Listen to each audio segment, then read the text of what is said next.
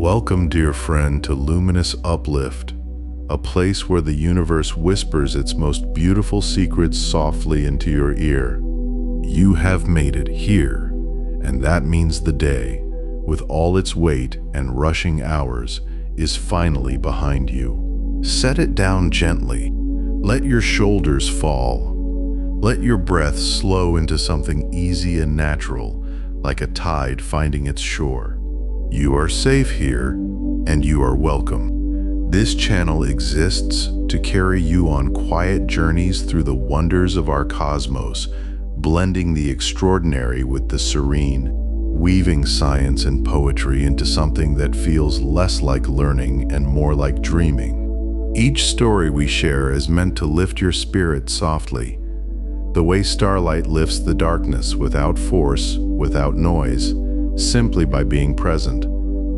Tonight, we drift together toward one of the universe's most profound and mysterious places. We travel not with speed or urgency, but with gentle curiosity, floating through the vast velvet dark of space toward those ancient silent titans known as black holes. These quiet giants do not roar or demand attention. They simply exist, patient and immense, holding the deepest questions the universe has ever asked. And in their stillness, there is something strangely peaceful to be found. If these gentle journeys bring you comfort, consider staying close by liking this video and subscribing, so we may always find our way back to each other beneath these infinite stars. Now, let us begin our journey into the breathtaking mystery of black holes. There is a kind of quiet that exists only in the oldest places of the universe. A quiet so deep and so complete that it feels less like the absence of sound and more like the presence of something ancient, something that has always been there, waiting beneath the noise of creation. It is the quiet of deep space, of distances so vast that no human word quite holds their meaning, of time so long that the stars themselves are merely passing visitors in the dark. And it is into this quiet that we now turn our attention, softly, gently, the way one might lean toward a dying fire on a cold night, watching the last embers pulse with a warmth that feels almost like breathing. Stars are born in clouds of gas and dust, in regions of space that astronomers call nebulae, those great drifting nurseries of light and matter that glow in colors so soft they look like something a dreaming mind might conjure. Over millions of years, gravity pulls this diffuse material together, compressing it, warming it, coaxing it slowly into a shape, and then when the pressure at the center becomes great enough, something ignites. A star is born. A new light appears in the darkness, and it burns, and it burns, and it burns for an almost incomprehensible span of time, shining with a patience that makes human lifetimes seem like the briefest flicker. But all fires, even the mightiest ones, eventually exhaust their fuel. This is not a sad truth so much as a fundamental one, woven into the very fabric of how energy and matter behave in this universe. Stars live by burning, by the constant process of nuclear fusion at their cores, where hydrogen atoms are pressed together under conditions of extraordinary temperature and pressure until they merge and become helium, releasing energy as they do. That energy, radiating outward, creates a pressure that pushes back against the star's own gravity. And this balance, this exquisite, ongoing tension between the force that wants to collapse the star inward and the force that wants to push it outward, is what gives a star its shape, its stability, its life. For billions of years, a star can hold this balance. Our own sun has been doing so for roughly 4.5 billion years, and it will continue for another 5 billion or so. A span of time so long that trying to truly feel it is like trying to hold an ocean in your hands. Our sun is a middle-sized star, a yellow dwarf, warm and steady and generous. And when its time eventually comes, it will not go out in fire and catastrophe. It will swell first, becoming a red giant, its outer layers expanding outward into space in great slow waves of luminous gas. And then, when that outer material has drifted away, what remains at the center will be a small, dense, quietly glowing ember called a white dwarf, smaller than Earth, but still holding within it the mass of a star. A white dwarf is the universe's way of letting certain stars rest. It does not explode. It does not collapse into something stranger. It simply cools over billions upon billions of years, gradually dimming, the way a coal in a hearth slowly loses its red glow and becomes something dark and still. Not every star is like our sun, though. The universe contains stars of many different sizes, and the largest of them live lives of extraordinary, almost reckless intensity. A star that is 20 times the mass of our sun, or more, burns so fiercely that what takes our sun billions of years to consume, these great stellar giants exhaust in mere millions. They are brilliant and they are brief, cosmically speaking, burning with a blue-white intensity that outshines everything around them, spending their fuel with a kind of magnificent extravagance that is almost breathtaking to contemplate. But the hotter and brighter the fire, the faster it burns, and so these massive stars rush toward their endings faster than their smaller, quieter cousins. Imagine, if you will, one of these enormous stars in its final days. It has been burning for millions of years, holding itself up through the constant fire of nuclear fusion. But now the fuel at its core is nearly gone. For most of a star's life, it burns hydrogen, converting it into helium. But as that hydrogen runs low, conditions at the core become extreme enough to fuse helium into heavier elements. And then those elements into heavier ones still, carbon, oxygen, neon, silicon, each step in this chain requiring more extreme conditions, each step producing less energy than the last. It is a process that cannot go on forever. Eventually, a massive star's core fills with iron, and iron is where fusion stops being a source of energy and starts being a drain on it. You cannot release energy by fusing iron. Iron is, in a sense, the end of the line, the last word in the alphabet of nuclear burning. And when an iron core forms at the heart of a massive star, the balance that has kept that star alive for all those millions of years is finally and irrevocably broken. What happens next is one of the most dramatic events in the entire universe, and yet it begins in a way that is almost eerily silent. In the span of less than a second, the iron core of a massive star collapses. All that material, sometimes more than a solar mass of iron, falls inward at a significant fraction of the speed of light, compressed by a gravity that suddenly has nothing left to push against. The outer layers of the star, which had been supported by the energy from the core, suddenly find that support gone, and they too begin to fall inward, accelerating toward the center with terrifying speed. The core, meanwhile, has been compressed so tightly that its protons and electrons are being squeezed together into neutrons, and this newly formed neutron core is almost impossibly dense. A sphere perhaps only 20 kilometers across, holding within it a mass greater than the sun's. When the infalling outer layers hit this incredibly dense neutron core, they bounce. There is no softer word for it. They rebound with a force so tremendous that a shock wave tears outward through the rest of the star, and what follows is a supernova, one of the most energetic events that the universe is capable of producing. For a brief time, a single exploding star can outshine an entire galaxy of hundreds of billions of suns. The light from a supernova can be visible across distances of millions of light years. Ancient peoples, looking up at the night sky, sometimes noticed new stars appearing where none had been before.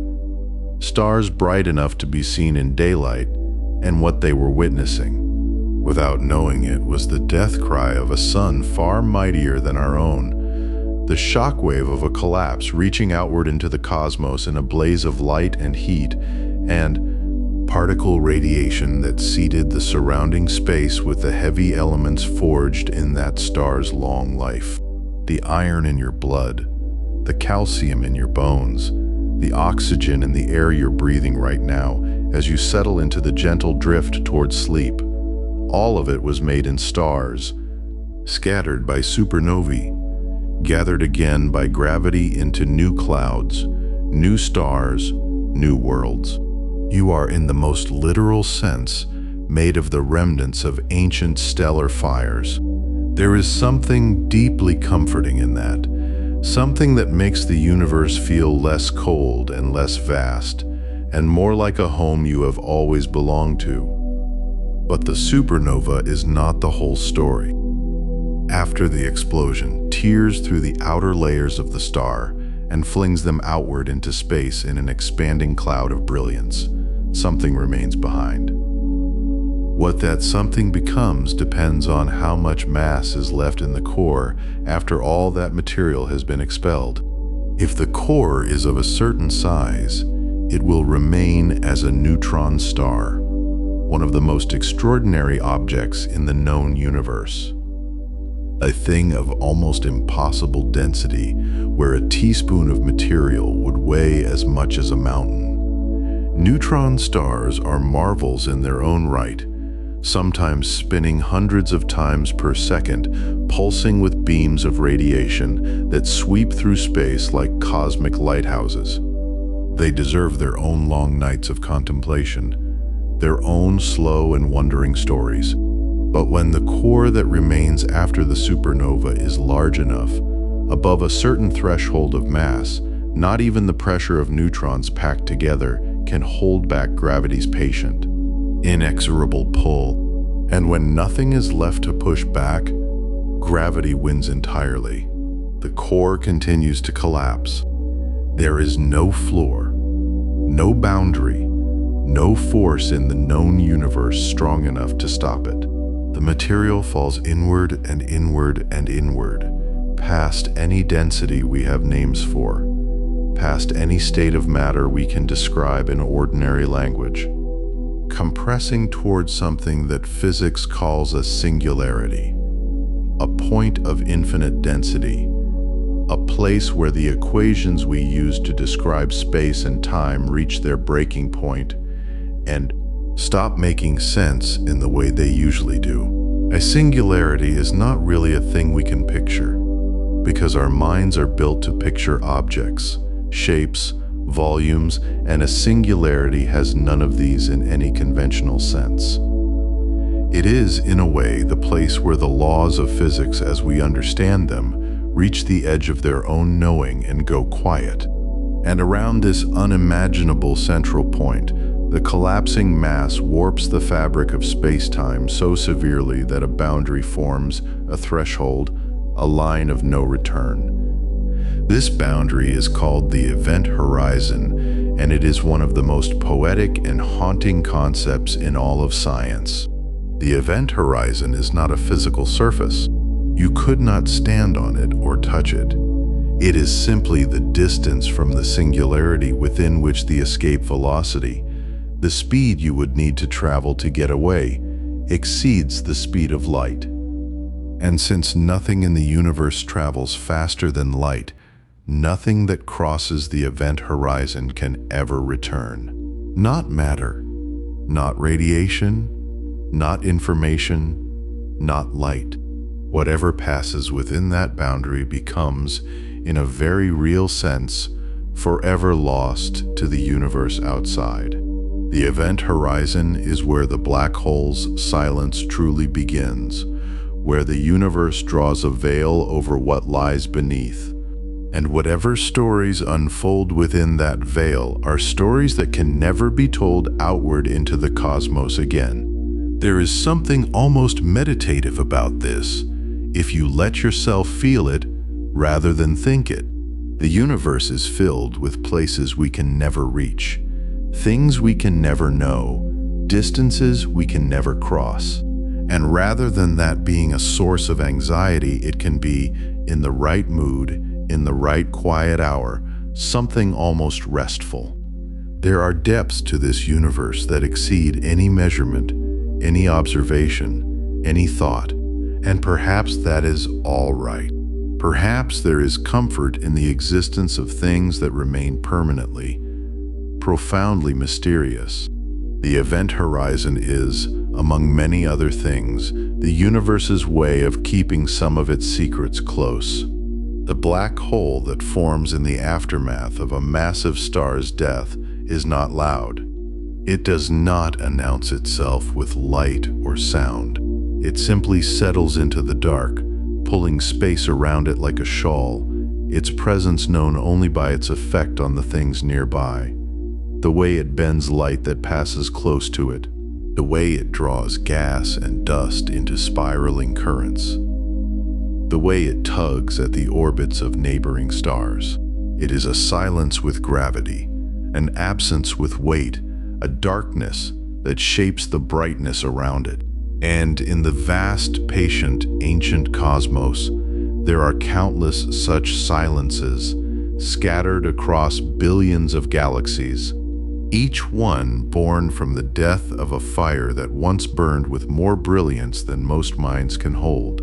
Somewhere in the universe right now, a massive star is in the last stages of its long life, its iron core growing heavier with each passing hour. The balance between burning and collapsing, tilting slowly, slowly toward its inevitable conclusion. The star does not know this, of course. Stars do not know things. But the universe knows in the way that a forest knows the season is changing, in the way a river knows the slope of the ground it crosses.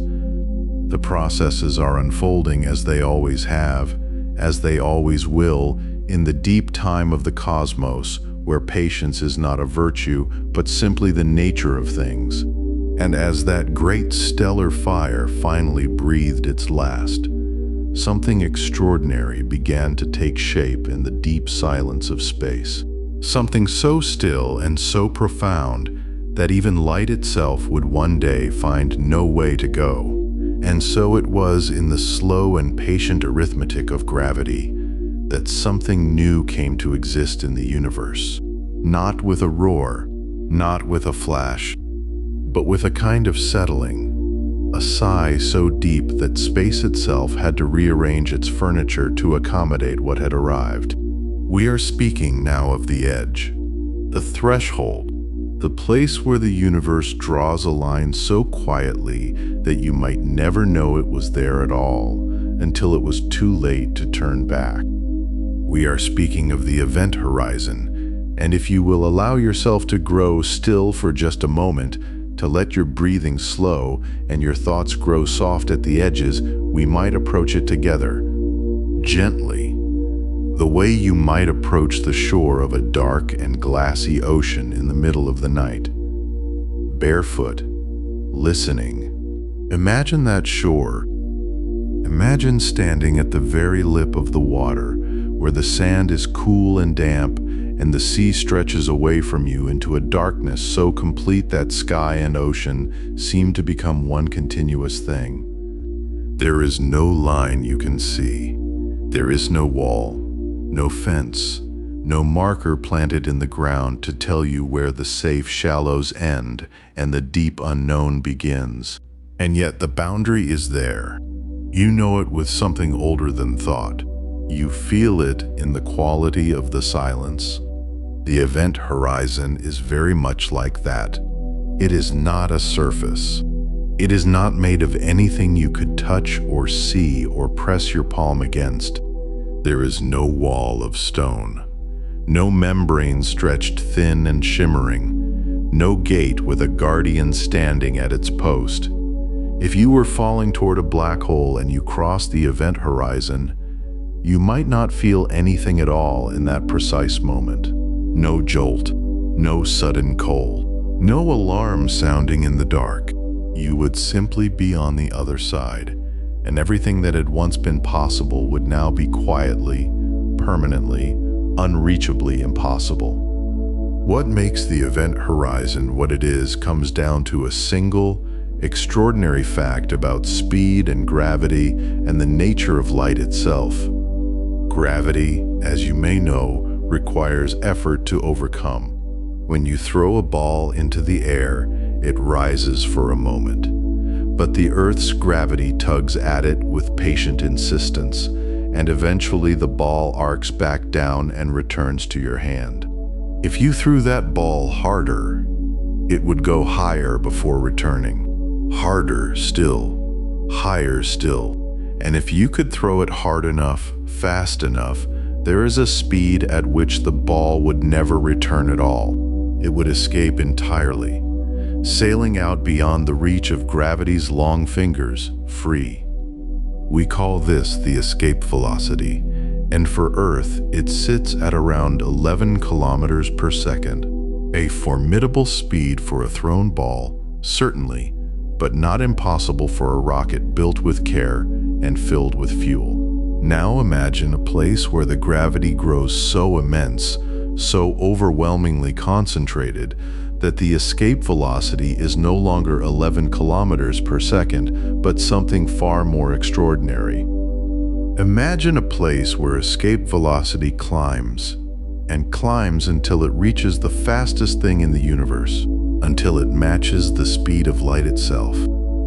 Light travels at approximately 300,000 kilometers every single second. It is the universe's absolute speed limit written into the deepest laws of physics, like a commandment that nothing has ever broken, nothing has ever even approached. And yet here, at the event horizon of a black hole, even light arrives at that invisible border and finds that it cannot leave. It would need to travel faster than itself to escape, and the universe simply does not permit that. So light, that most tireless of travelers, that ancient messenger that has crossed billions of light years of empty space without slowing, finds at last a boundary it cannot cross outward. It can go in, it simply can never come back. This is why black holes appear to outside observers as perfect darkness. Not dark, the way a room is dark when the lights are switched off, where you know there are objects and walls and familiar things waiting in the shadow. Dark the way nothing is dark.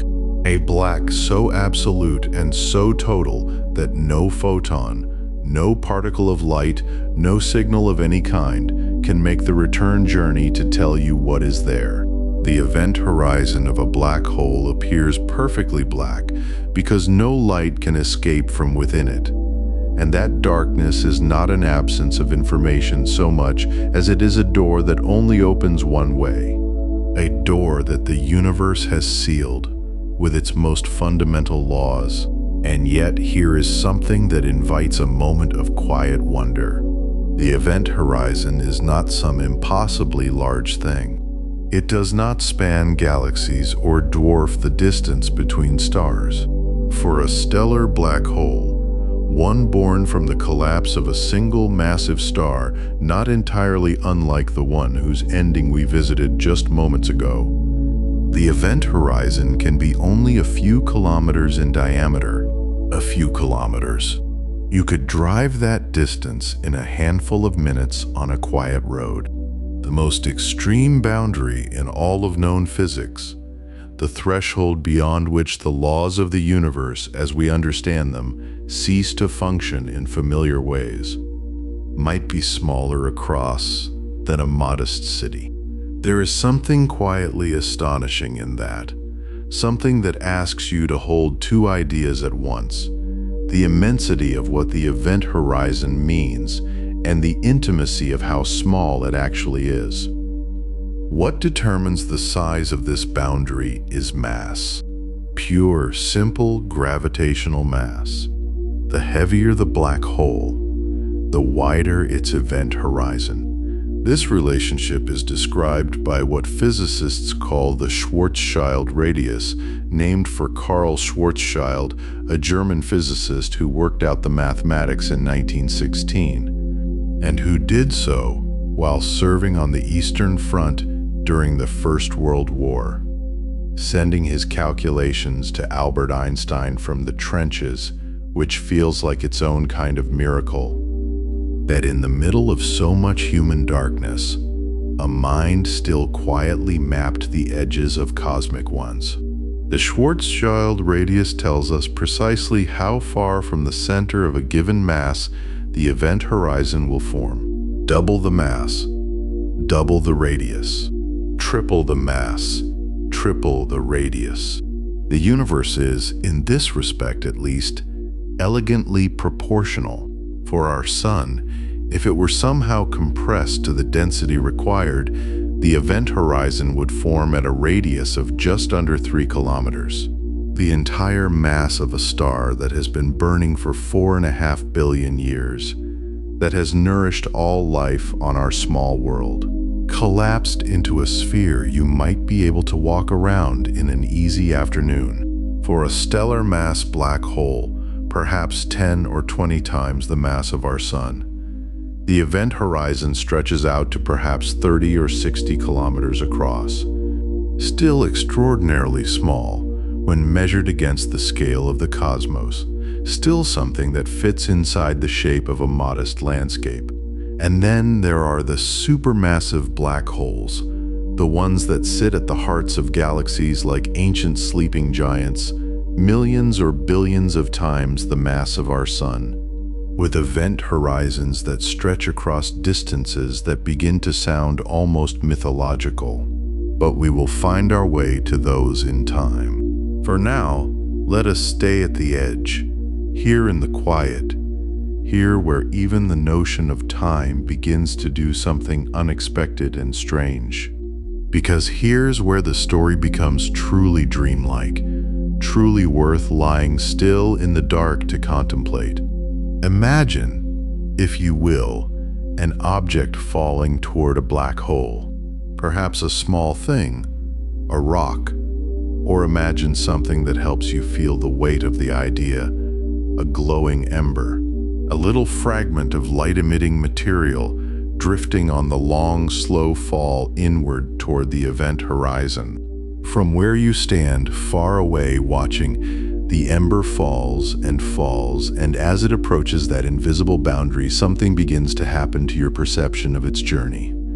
It slows, not because it is actually slowing, but because the gravity at the event horizon is so intense that it warps time itself, bending and stretching the moments the way taffy is stretched between two patient hands. The light coming from the ember must fight so hard to escape the gravity and reach your eyes that it becomes redder, more tired, more stretched, and the ember appears to slow and asymptotically approach, but never quite reach the event horizon. Not from your perspective, not ever. Not in any finite amount of time you could count. An outside observer would never actually see an object cross the event horizon. The universe conspires to make that final crossing invisible to anyone watching from a safe distance. The ember would fade and redden and seem to freeze at the edge of forever, growing dimmer and dimmer until it vanished not by crossing, but by becoming too faint to see. From the ember's own perspective, of course, the crossing happens fully and perhaps unremarkably in terms of immediate sensation. But from outside, from the place where you and I stand watching, the boundary keeps its secret, absolutely. nothing is ever seen to cross. The crossing is hidden behind time itself. This is one of those moments in science that deserves to be held gently, turned over like a smooth stone found on a beach, felt on all sides before being set down again. The event horizon is not a thing you can see. It is not a thing you can touch. It is a threshold defined purely by physics, by the relationship between mass and light, and the curvature of space-time, and yet it is as real as anything in the universe. It separates everything that can be known from everything that, at least within our current understanding, cannot. It is the universe drawing a breath and holding it. It is the moment in a story just before something irreversible happens. And perhaps that is why it feels sitting with it in the dark like this. A little like the edge of sleep itself, that soft and indefinite border between the waking world where you know your own name and the shape of your room and the sound the house makes settling at night, and the other place, the place that has its own geography and its own rules about what is possible, where time runs differently, where you might be young again, or somewhere you have never been. You never notice the moment of crossing. You simply find yourself at some point on the other side. The event horizon is something like that in its strange scientific poetry. And like that edge of sleep, it does not announce itself. It does not glow or pulse or sound any alarm. It is simply a place in space, an invisible line drawn by the laws of physics around an extraordinary concentration of mass, where the arithmetic of the universe quietly declares that here at last is a boundary. Here is where outward journeys end. Here's where light decides, or rather is decided for, that it will go no further into the waiting dark. Let your thoughts drift with that for a moment. Let the image settle, an invisible sphere hanging in the silence of space, perfectly dark, perfectly still to look at, with all the drama of the universe playing out on its threshold. Time stretching and light reddening, and objects forever approaching and never quite arriving from the perspective of those who watch from far away. And at the center of that darkness, some extraordinary concentration of mass, the remnant of a star that once blazed with nuclear fire for millions of years, now collapsed beyond all familiar physical description, patient and still and permanent in its own way as anything the cosmos contains. All of this held inside a boundary that for a stellar black hole might be smaller than a small town. All of this contained within the Schwarzschild radius, that elegant mathematical relationship between mass and the point of no return. Every kilogram of mass contributing its small share to the size of that threshold, the universe faithfully and proportionally scaling the boundary of the unknowable to the amount of matter that created it. And here's what makes it feel, in the quiet of this imagining, less like a place of ending and more like a place of deep and patient mystery. The event horizon does not destroy. It does not consume in the way a fire consumes, turning things to ash and smoke and releasing them back into the air. It simply holds. It simply marks. It says, here's the edge of what can be communicated outward. The edge of what can send a signal back to the wider universe. The edge of the knowable in a very specific and literal sense. What lies beyond it remains, and we will eventually turn our attention there in its own time. But for now, we linger here at the boundary, here at the threshold, the way you linger at the shore of that dark and glassy ocean, barefoot in the cool sand, listening to the silence between small waves, not quite ready to go back inside, not quite ready to let the feeling go. The boundary is everywhere and nowhere, invisible and absolute, simple in its mathematics and staggering in its implications, a place that exists by the pure logic of physics and yet feels, somehow, like something out of the oldest kinds of stories. A threshold at the edge of the known world, where the map runs out, and the margin holds only the suggestion of something vast and waiting. And even as you rest here in the imagining of it, even as the event horizon hangs in your mind like a dark moon, it is worth knowing that the space around it, the space just beyond that invisible line, is not a simple place either. The gravity bends everything in the neighborhood. Light and time and space itself, all curving and warping in ways that grow more extreme the closer you come to that boundary. The universe does not simply draw a sharp line and leave the two sides flat and ordinary.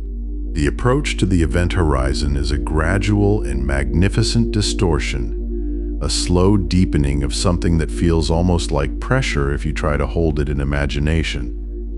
A landscape that becomes stranger and more beautiful and more extreme the further in you travel, until at last you reach the place from which there is no return, the invisible line, the quiet threshold, and light itself can only surrender to the inward pull. No photon makes it back from within, no message. No signal of any kind escapes to tell the wider universe what happens there. The event horizon holds its silence with the calm of something that has no need to explain itself, and that silence is not empty but full of questions that our physics is only beginning. Carefully and with great humility, to learn how to ask. And as you let that settle into the soft edges of sleep, remember that the event horizon is not the end of what there is to understand, but perhaps the most honest beginning, the place where our certainty ends and our wondering truly begins. The shore of an ocean that has never yet returned a single message from its depths. The darkness there is not hostile. It is simply complete in a way that daylight never is, whole and uninterrupted and patient beyond any patience we can easily imagine. Something waits beyond that stillness. Something continues on the other side of the crossing that no outside eye has ever witnessed. The universe keeps its counsel there with a thoroughness that is, in its own way, rather wonderful.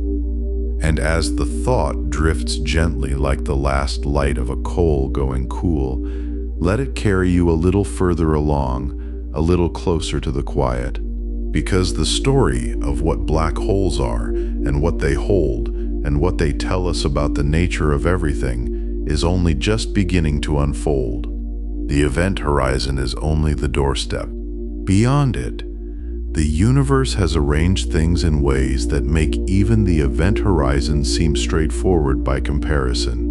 The warping of space and time deepens past that invisible line in ways that no physical intuition built on everyday experience can quite prepare you for.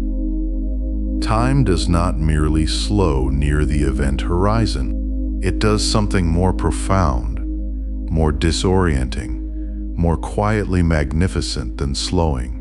But we are not quite there yet. We linger here, just outside, just at the edge, toes at the waterline, listening to the dark, aware that the boundary is real even though we cannot see it, aware that it defines and contains one of the most extraordinary things the universe has ever quietly arranged for itself in the long and patient life of space.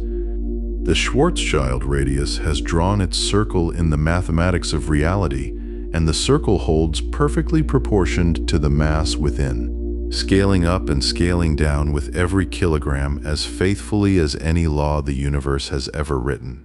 From a few kilometers for a stellar remnant to vast spans for the ancient giants sleeping at the centers of galaxies, each event horizon a perfect and proportional response to the mass it surrounds. Each one equally absolute in its implications, equally committed to its silence, equally effective at ensuring that whatever light goes in has no way to return from beyond that quiet threshold. And yet what lies just outside this boundary is not emptiness, but a strange and beautiful warping of all that we understand about time, drifting ever so gently like a current, pulling you deeper and deeper into the warm, slow country that surrounds a black hole, where the very fabric of moments stretches like taffy pulled between two patient hands, growing thinner and more translucent the closer you drift toward that impossible center of gravity. That singular place where the universe has folded itself inward like a sleeper, pulling blankets tighter on a cold and starless night. Imagine, if you will, that time is not a river flowing at a constant pace through all corners of the cosmos. That is perhaps the most comforting and most quietly revolutionary thing that Albert Einstein ever whispered to the world. He told us, through the patient and extraordinary language of mathematics, through equations that bloomed slowly across chalkboards like frost patterns on a winter window, that time is not rigid. It is not a metronome ticking with indifferent precision in some chamber above and apart from the rest of existence.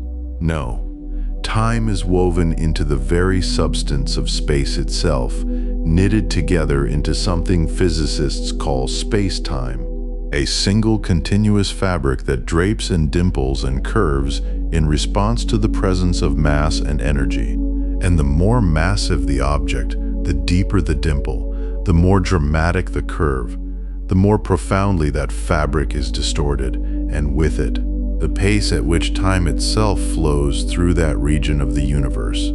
This is the heart of Einstein's general theory of relativity, and it is one of the most beautiful ideas that human minds have ever produced. Not because it is complicated, though it is, but because it is so deeply, fundamentally strange, and yet so perfectly confirmed by everything we have measured and tested and observed since Einstein first set it down in 1915. The idea is this: gravity is not a force reaching across empty space the way an outstretched hand might pass a gift from one person to another.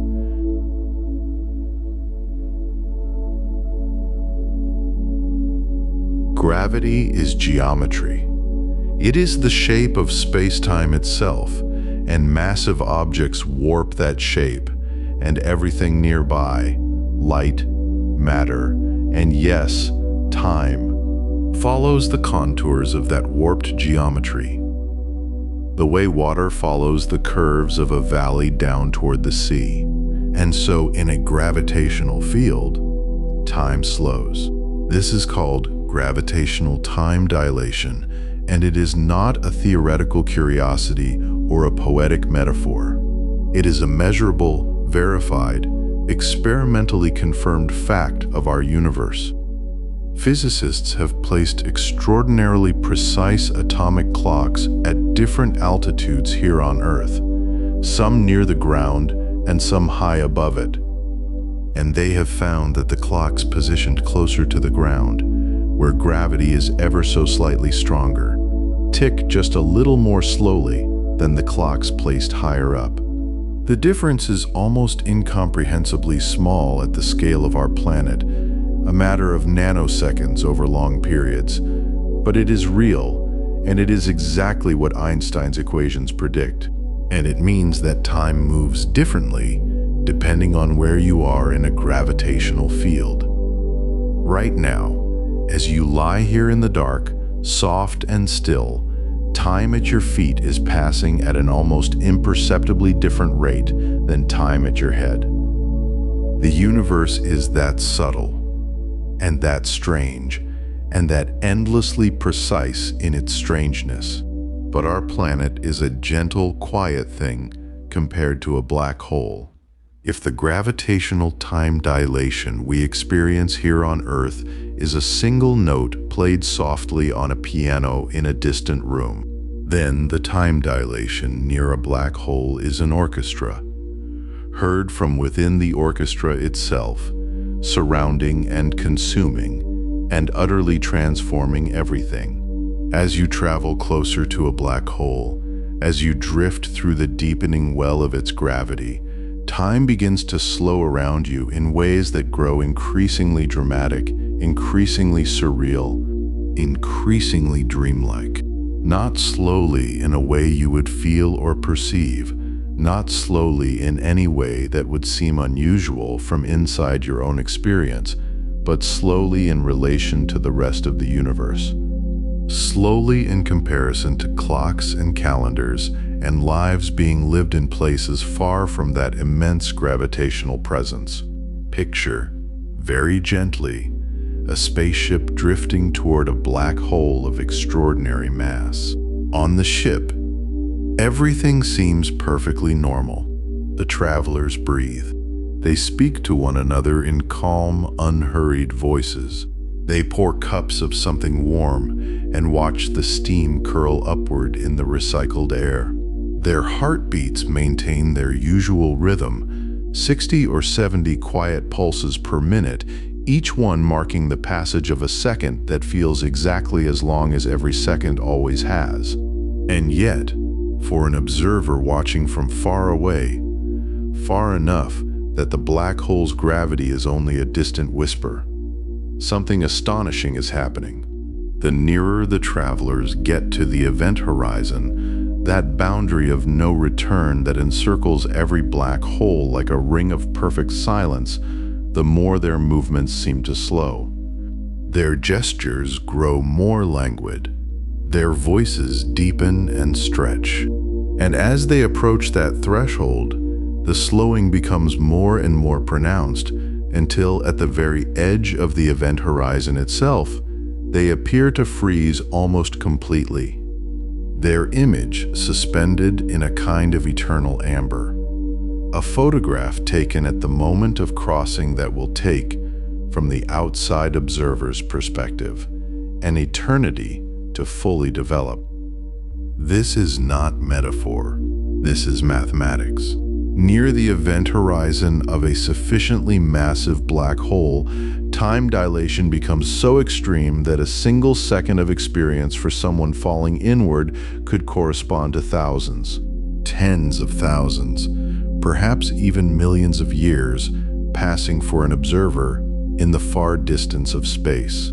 The scales become so mismatched as to seem almost unreal, like comparing the weight of a single eyelash to the weight of a mountain range, and yet they are perfectly consistent, perfectly logical within the framework of general relativity, perfectly what the universe actually does when you place an object of sufficient mass in the middle of space-time and allow its gravity to do what gravity does. And here is the most quietly astonishing part of all of this. The detail that feels most like something from a dream you have just on the edge of waking, warm and half-formed and suffused with a sense of profound meaning. The astronaut falling into the black hole, the traveler drifting through that deepening slow honey of warped space-time, would not notice anything unusual as they crossed the event horizon. There is no wall.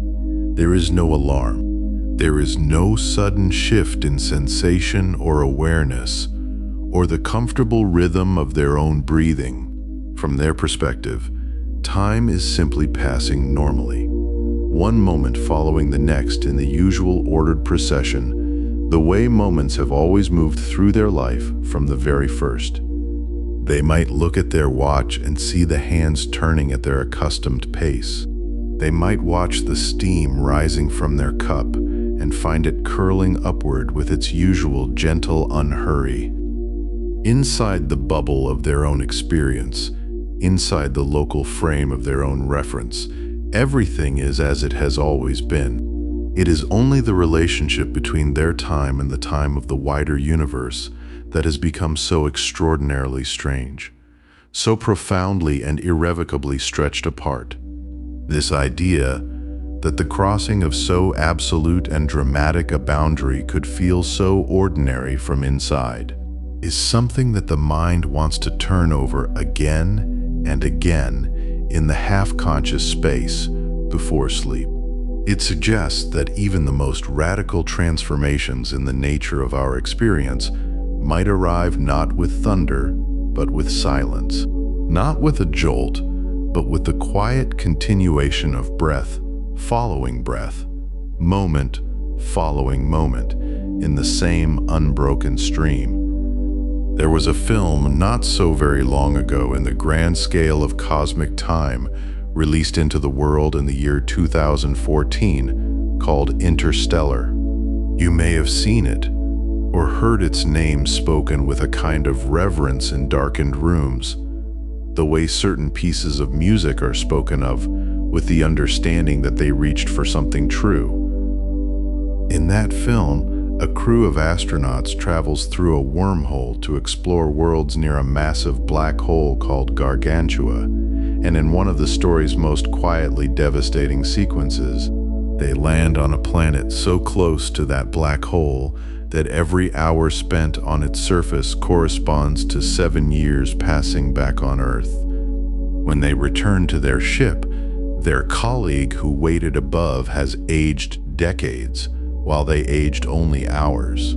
The scene is heartbreaking, precisely because it is accurate, because it is not science fiction in the dismissive sense, but science rendered as poetry, as loss, as the recognition that the universe does not accommodate our emotional needs when it calculates the flow of time. The scientific basis for that scene came from the calculations of Kip Thorne, a physicist who has spent much of his extraordinary career thinking carefully and rigorously about the most extreme environments that general relativity predicts. Thorne worked as a scientific consultant on the film and produced equations and models that the filmmakers used to render Gargantua with a visual fidelity that was so precise it actually contributed to scientific understanding of what the light around a black hole might actually look like. The accretion disk, that vast swirling ring of superheated matter orbiting the black hole, was depicted in a way that researchers later published in scientific papers as a genuinely accurate visualization. Art and science breathing together in the same space, as they have always done when human beings are at their best.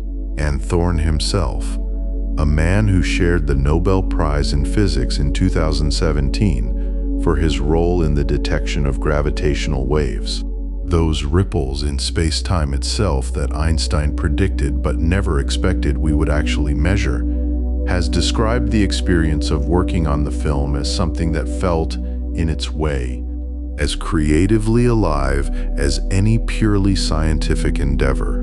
Because to think about black holes and time dilation and the warping of space-time is not only to engage with numbers and equations, it is to engage with questions about what time actually is, about whether our intuitive sense of moments passing is anything more than a local illusion, a comfortable fiction that our biology has constructed to help us navigate a universe that is, at its deepest level, stranger and more patient and more indifferent to our particular rhythms than we could ever fully absorb with our ordinary waking minds.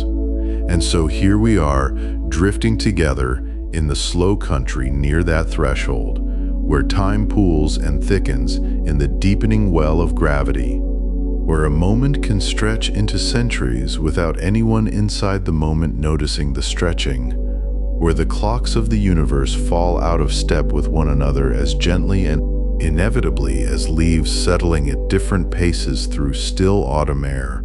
The mathematics of this is exact and unforgiving and tested and true. The experience of it, at least as far as the falling traveler is concerned, is seamless and unremarkable and continuous. One breath, then another, each arriving in its ordinary time, each departing without ceremony, Even as outside the window of that experience the stars age and the galaxies turn, and billions of years unspool like thread from a spool left, sitting in a doorway through which the wind moves, through thick amber, slowing every heartbeat and every thought until the universe outside seemed to race ahead like a river seen from a stone resting quietly on the through thick amber.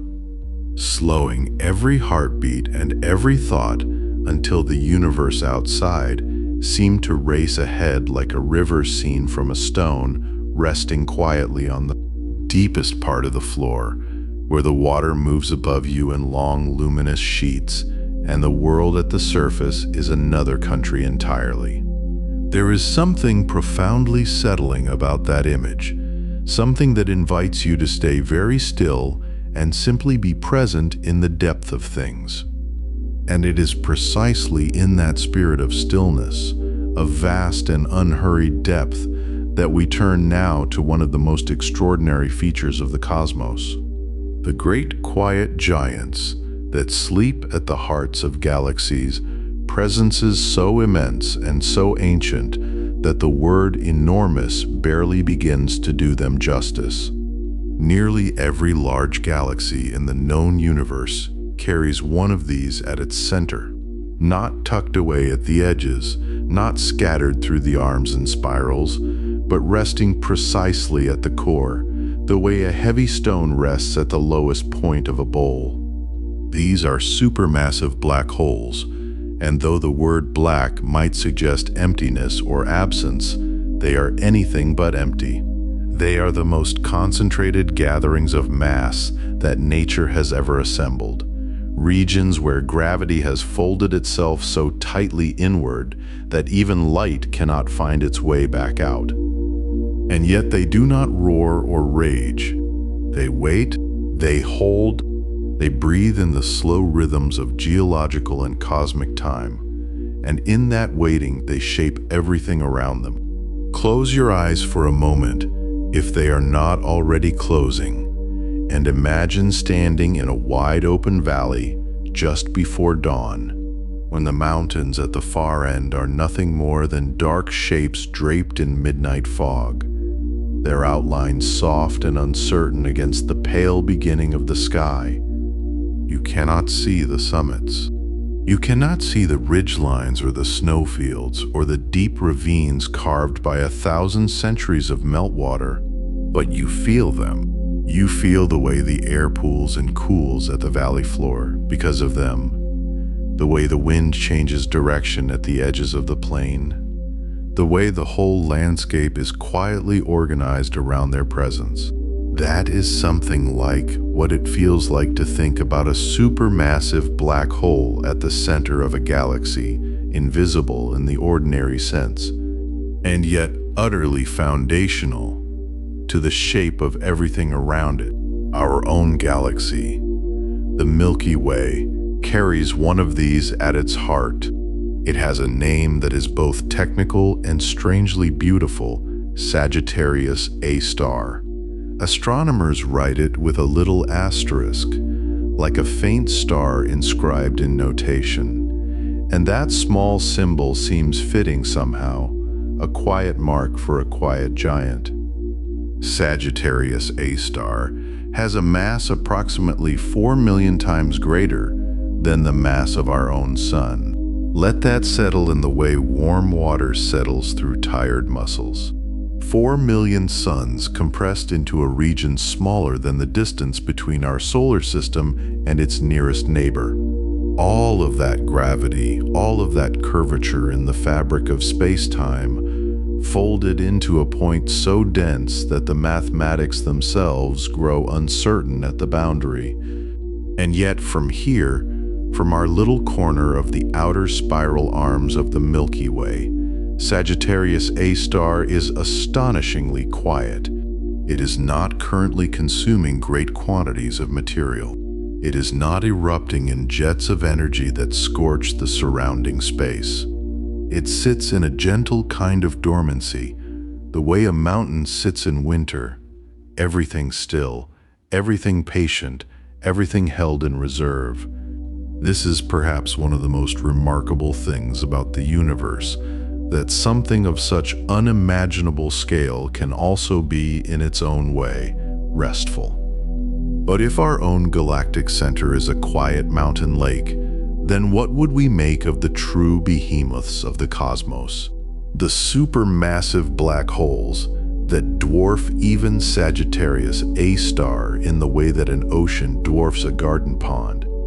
There is a black hole known by the designation TON 618, and its mass has been measured at approximately 66 billion times the mass of our Sun. 66 billion. The mind reaches for that number and finds no comfortable handhold, no familiar analogy that fits without strain. 66 billion solar masses gathered into a single gravitational presence. If Sagittarius A star is a mountain draped in midnight fog, then TON 618 is something that lives entirely outside the language of landscapes. A gravity so profound, it is closer to a fundamental feature of space itself than to any object we might picture or name. And yet even TON 618 exists within a galaxy, at the center of a vast wheeling structure of stars and gas and dust and light. Even this immensity is embedded in something larger than itself. The way the deepest notes of a piece of music are still held within the music, part of its shape and texture and breath.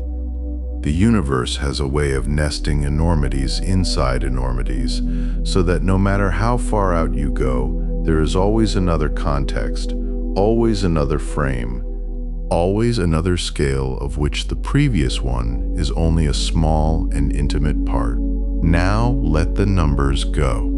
Let them drift like leaves on the surface of a still pool, moving away from you gently, without requiring your attention, because the deeper story of supermassive black holes is not really a story of size, though their size is staggering. It is a story of relationship, of influence, of the long and patient ways in which these gravitational anchors have shaped the galaxies they inhabit across billions upon billions of years.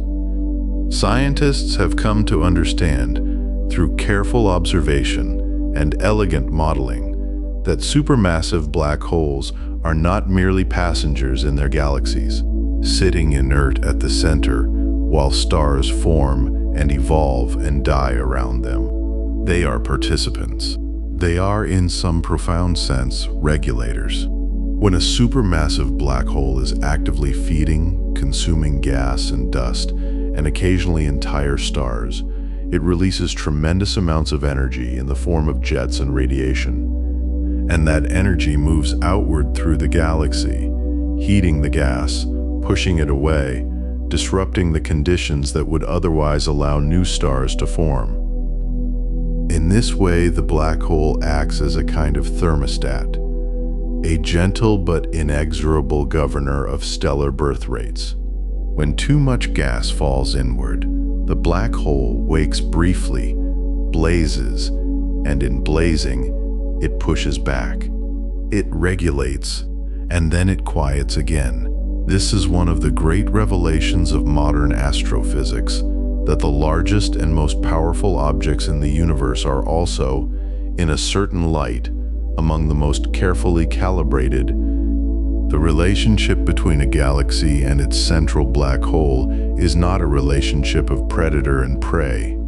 Though black holes do consume, it is something more intricate, more mutual, more like the relationship between a forest and its seasons, where each shapes the conditions the other requires to exist in the form it has. There is something deeply calming in this image. The universe is not chaos decorated with occasional order. It is order woven through everything, expressed in forms so vast and so unhurried that we require very quiet minds to perceive it. And we have, in recent years, actually seen one of these giants, not directly, because no telescope can resolve the black hole itself, but its shadow. the dark silhouette cast by the event horizon against the glowing gas surrounding it. In the year 2019, a collaborative project called the Event Horizon Telescope gathered data from radio observatories positioned at points across the entire Earth, linking them into a single instrument the size of our planet, and turned that instrument toward the galaxy known as M87, a vast elliptical galaxy tens of millions of light years away. At the center of M87 resides a supermassive black hole, and the image that emerged from all those linked observatories was the first of its kind in human history, a ring of orange and amber light, slightly brighter on one side where the swirling material moved toward us, and at the center of that glowing ring, a darkness, a true darkness, the shadow of the event horizon itself. The image was blurry by photographic standards, soft and imprecise in its edges, and yet it was one of the most precise things ever achieved by human ingenuity.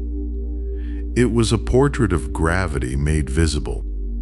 It was the darkness that light cannot cross, rendered into pixels and colors and distributed to every screen and newspaper and curious mind on Earth. People looked at it and felt something they did not quite have words for, something old and odd and very small in the best possible way. The feeling of having glimpsed, for just a moment, the actual fabric of the cosmos pulled taut around something of unimaginable weight. There is a particular quality of stillness that descends when you look at something truly ancient, something that has existed since long before your own existence was even a possibility. You feel yourself settling, layers of daily noise and urgency going quiet one by one, until what remains is a kind of clean attention, simple and unhurried. That is what the image from the Event Horizon Telescope offered. Not answers, exactly, not resolution, but the particular piece of contact with something real and immense and older than anything you have ever touched. And now breathing slowly, letting the night deepen around you and the weight of your body soften into whatever surface holds you, let yourself drift toward the center of things. Not the center of drama or urgency, but the center in the sense of the still point, the gravitational anchor, the place around which everything else in its own time gently revolves. There is a quality to that center that is neither lonely nor crowded. It is simply present. It is what it is, without effort or performance, folding space-time around itself in long and patient curves, the way old rivers fold around old stone. And the stone does not hurry, and the river does not stop, and the whole arrangement continues in a kind of wordless agreement that needs no renegotiation and asks for no witnesses. The supermassive black hole at the center of M87 has a mass of approximately 6.5 billion solar masses. It sits at the heart of a galaxy that contains trillions of stars. Each of those stars moves through its life in the gravitational context established partly by that central presence, shaped by forces that began accumulating long before any of those stars were born. The galaxy itself is organized around this gravity the way a piece of music is organized around its key, the way sleep organizes itself around a dream you have not yet reached. Even the word supermassive, which sounds so hard and jagged and scientific, begins to feel different when you hold it long enough in a quiet mind. Super, meaning beyond the ordinary scale of things. Massive, meaning full of mass, full of presence, full of the substance that makes the universe's geometry curve.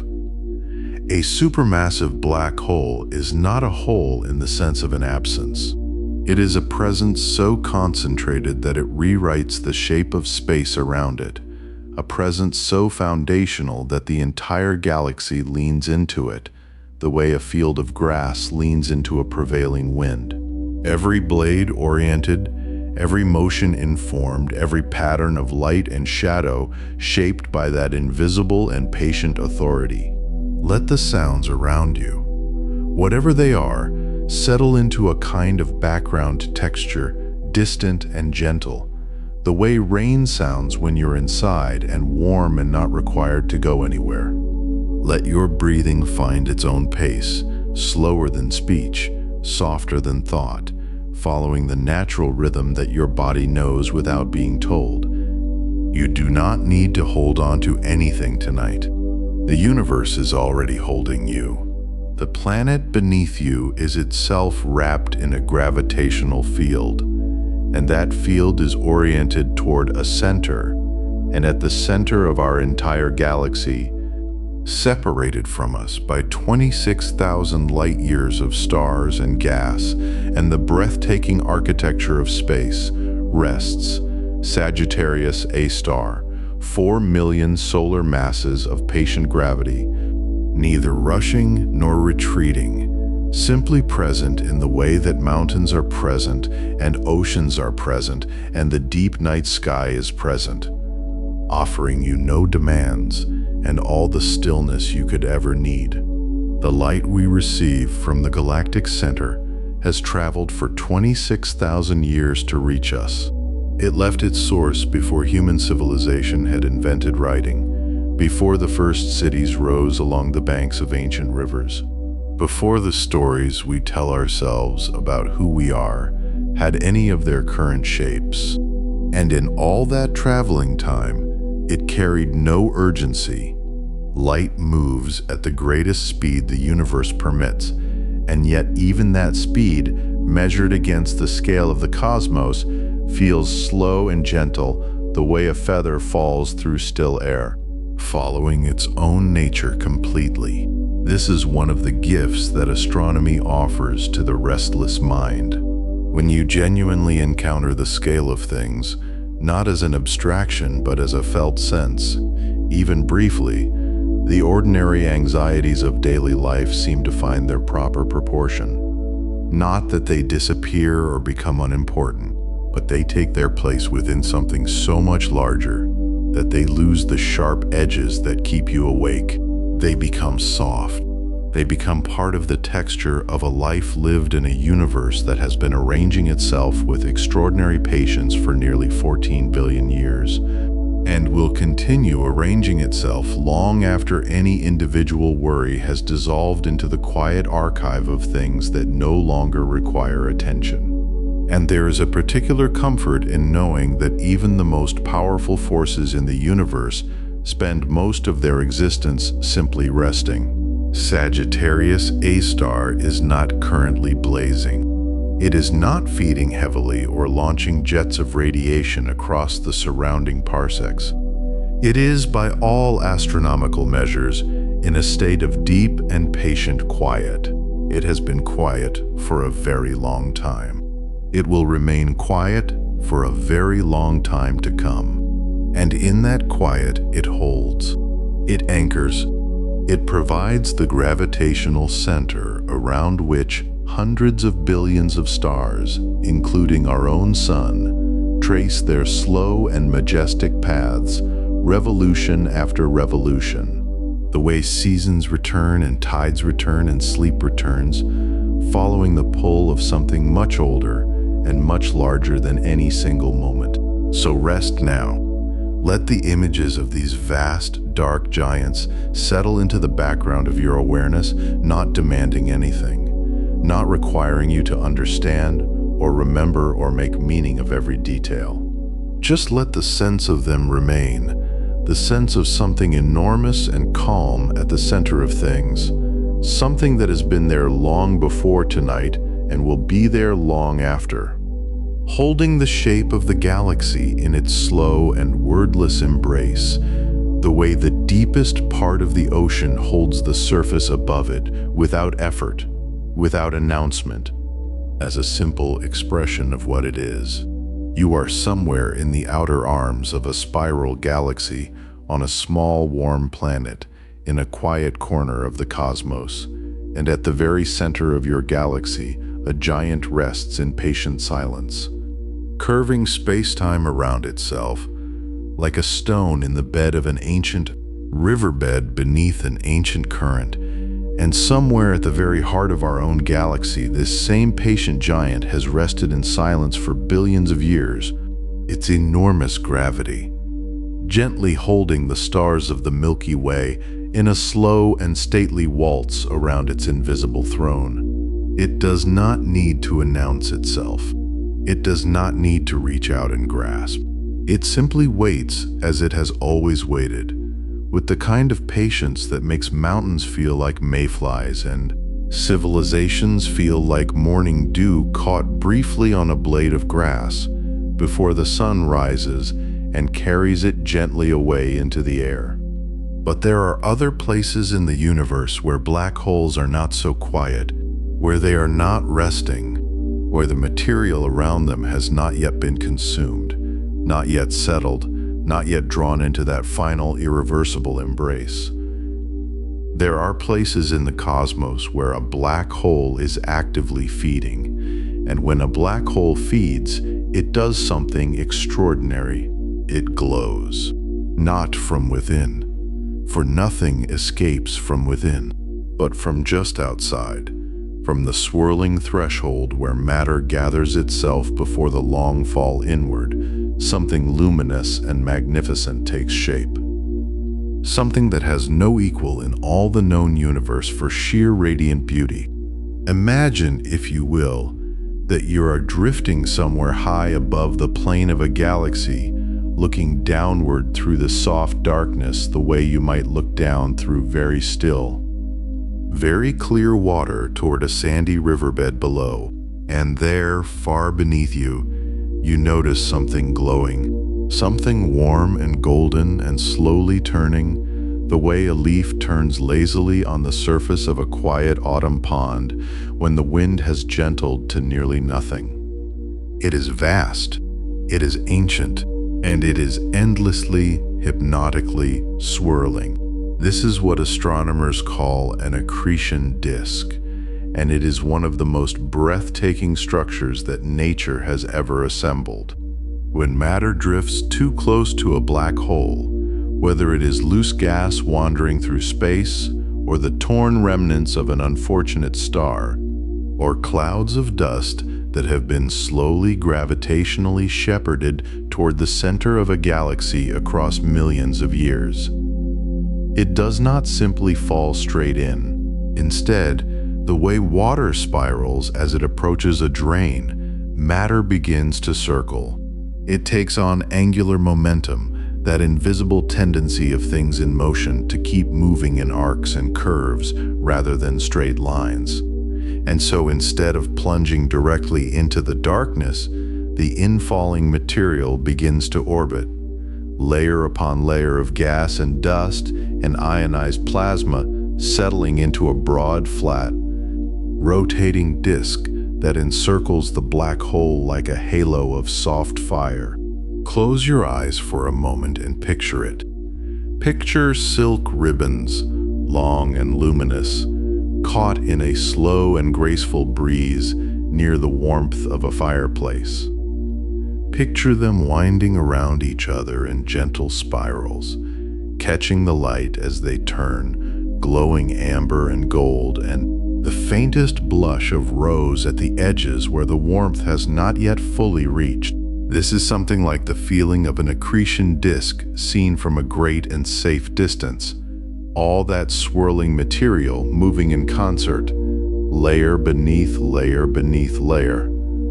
Each ring of gas rotating at its own speed, the inner rings racing more quickly, the outer rings drifting more slowly, the whole magnificent structure alive with a kind of ordered, hypnotic motion that feels almost like breathing. But here is where the dreamlike vision must pause and make room for something astonishing, something that reveals just how violent and extreme nature can be even when it produces something so visually beautiful. Within that swirling disk, there is enormous friction. The different layers of gas, moving at different speeds, rub against each other constantly. Magnetic fields thread through the plasma like invisible wires drawn tight, creating turbulence, creating heat. And the heat that builds inside an accretion disk is not gentle warmth. It is not the comfortable heat of a hearth fire, or even the blazing heat of a summer desert.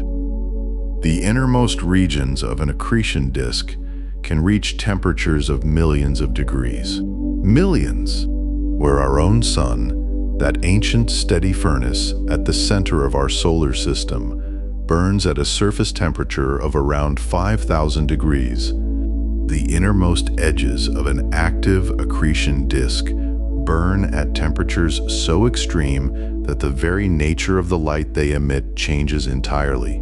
At those temperatures, the disk no longer glows in visible light alone. It radiates powerfully in X-rays, those short, penetrating waves of energy that can pass through solid matter the way sunlight passes through a thin curtain.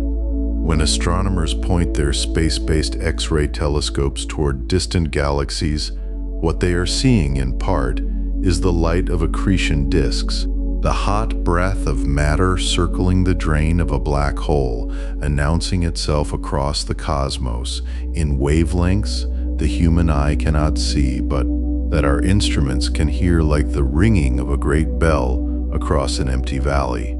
And the material does not stay in that disk forever. Nothing is static in the universe. Not truly. Slowly, over enormous spans of time, over thousands of years and sometimes millions of years, the friction and the magnetic forces within the disk do their patient work. They steal energy from the orbiting material. They cause it to lose just enough momentum that its orbit grows slightly smaller, and then slightly smaller still, and then smaller again. It is not a sudden plunge. It is a slow, reluctant, almost tender spiral inward, the way a petal might drift down through still air toward a pool of water, taking its time, turning gently, in no particular hurry, and yet inevitably, irrevocably descending. The gas spirals inward over thousands of years, radiating light and heat as it goes, giving up its energy to the universe in the form of X-rays and ultraviolet light and intense electromagnetic radiation before finally reaching the innermost stable orbit, that last frontier before the point of no return, and crossing over into the silence beyond. But here is a wonder within a wonder, a secret that took astronomers a long time to unravel. Not all of the infalling material makes it into the black hole. Some of it, caught up in the complex dance of magnetic fields and radiation pressure that churns through the heart of the accretion disk, is redirected. It is not consumed. Instead, it is launched, hurled outward. Some of the gas and plasma that spirals toward the center is caught up and flung away from the disk in two opposite directions, perpendicular to the flat spinning plane of the disk. Shooting outward into space in what astronomers call relativistic jets, beams of particles that travel at velocities approaching the speed of light itself. Picture a spinning top. Picture the way. If you drizzle something onto a spinning top, the centrifugal force and the shape of the surface send droplets flying outward from the edges. An accretion disk does something similar, but in a more directed, more dramatic, more cosmically extraordinary way.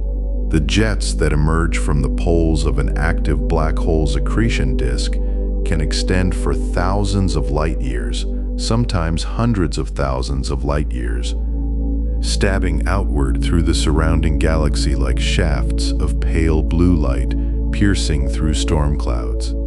They are among the most energetic and powerful structures in the known universe. Rivers of charged particles moving at nearly the speed of light. carrying enormous amounts of energy far out into intergalactic space, where they eventually slow and spread and dissolve into vast radio-emitting lobes that can dwarf entire galaxies in size.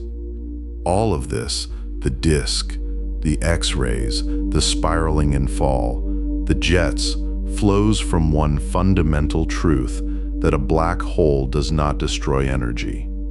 It transforms it.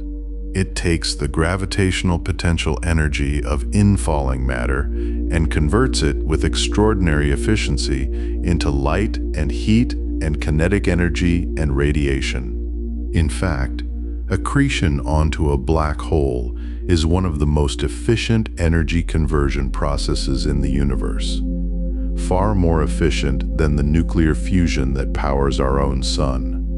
A black hole can extract a significant fraction of the total mass energy of infalling material and radiate it outward, which is why accretion disks around supermassive black holes can shine so brilliantly that they outshine everything else in their entire galaxies combined. These are the objects we call quasars. Quasi-stellar objects, they were named because when astronomers first detected them in the middle of the 20th century, they looked like stars in the sky, bright pinpoints of light. And yet their spectra told a different story entirely. Their light had been stretched by the expansion of the universe, redshifted enormously, revealing that these objects were not nearby stars at all. They were galaxies, billions of light years away, their galactic cores blazing with the light of accretion disks around supermassive black holes. Billions of light years. Think of that. Think of a light source so luminous, so extraordinarily, overwhelmingly bright, that it can be seen clearly across nearly the entire observable universe.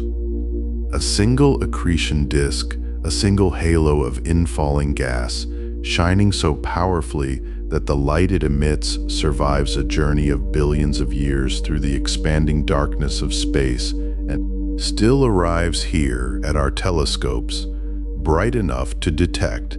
Accretion disks are, without exaggeration, among the most luminous objects the universe has ever produced.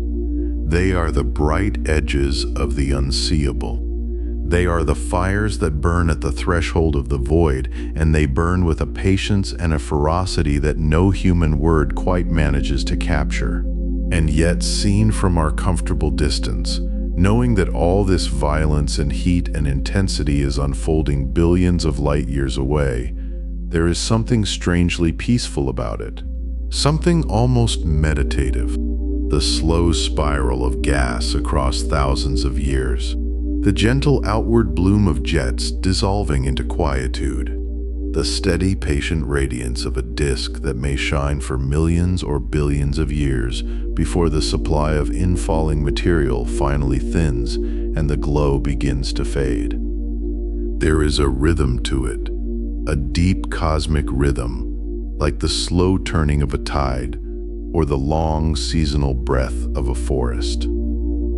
Even in the most extreme environment the universe can produce, there is pattern, there is order, there is a kind of grace. And now let us bring this feeling closer. Let us drift back from the distant quasars, blazing at the edge of the observable universe, back through the long, dark corridors of intergalactic space, back toward the gentler spiral arms of younger and quieter galaxies, back toward the regions where gas and dust drift in slow clouds between the stars, sometimes gathering, sometimes coalescing, sometimes finding their way toward the gravitational embrace of a central darkness. There are galaxies where this process is young, where the accretion disk is just beginning to form, where the first wisps of gas are only now beginning their long celestial waltz around the darkness. At the center, and from this slow spiraling dance of gas and dust, there emerged a soft radiance, a halo of warmth glowing against the infinite cold. Its light traveling across unimaginable distances before finally reaching the tired eyes of an astronomer in a quiet observatory. And in that moment, across all those light years of silence, something ancient and enormous made itself known simply by glowing, simply by being.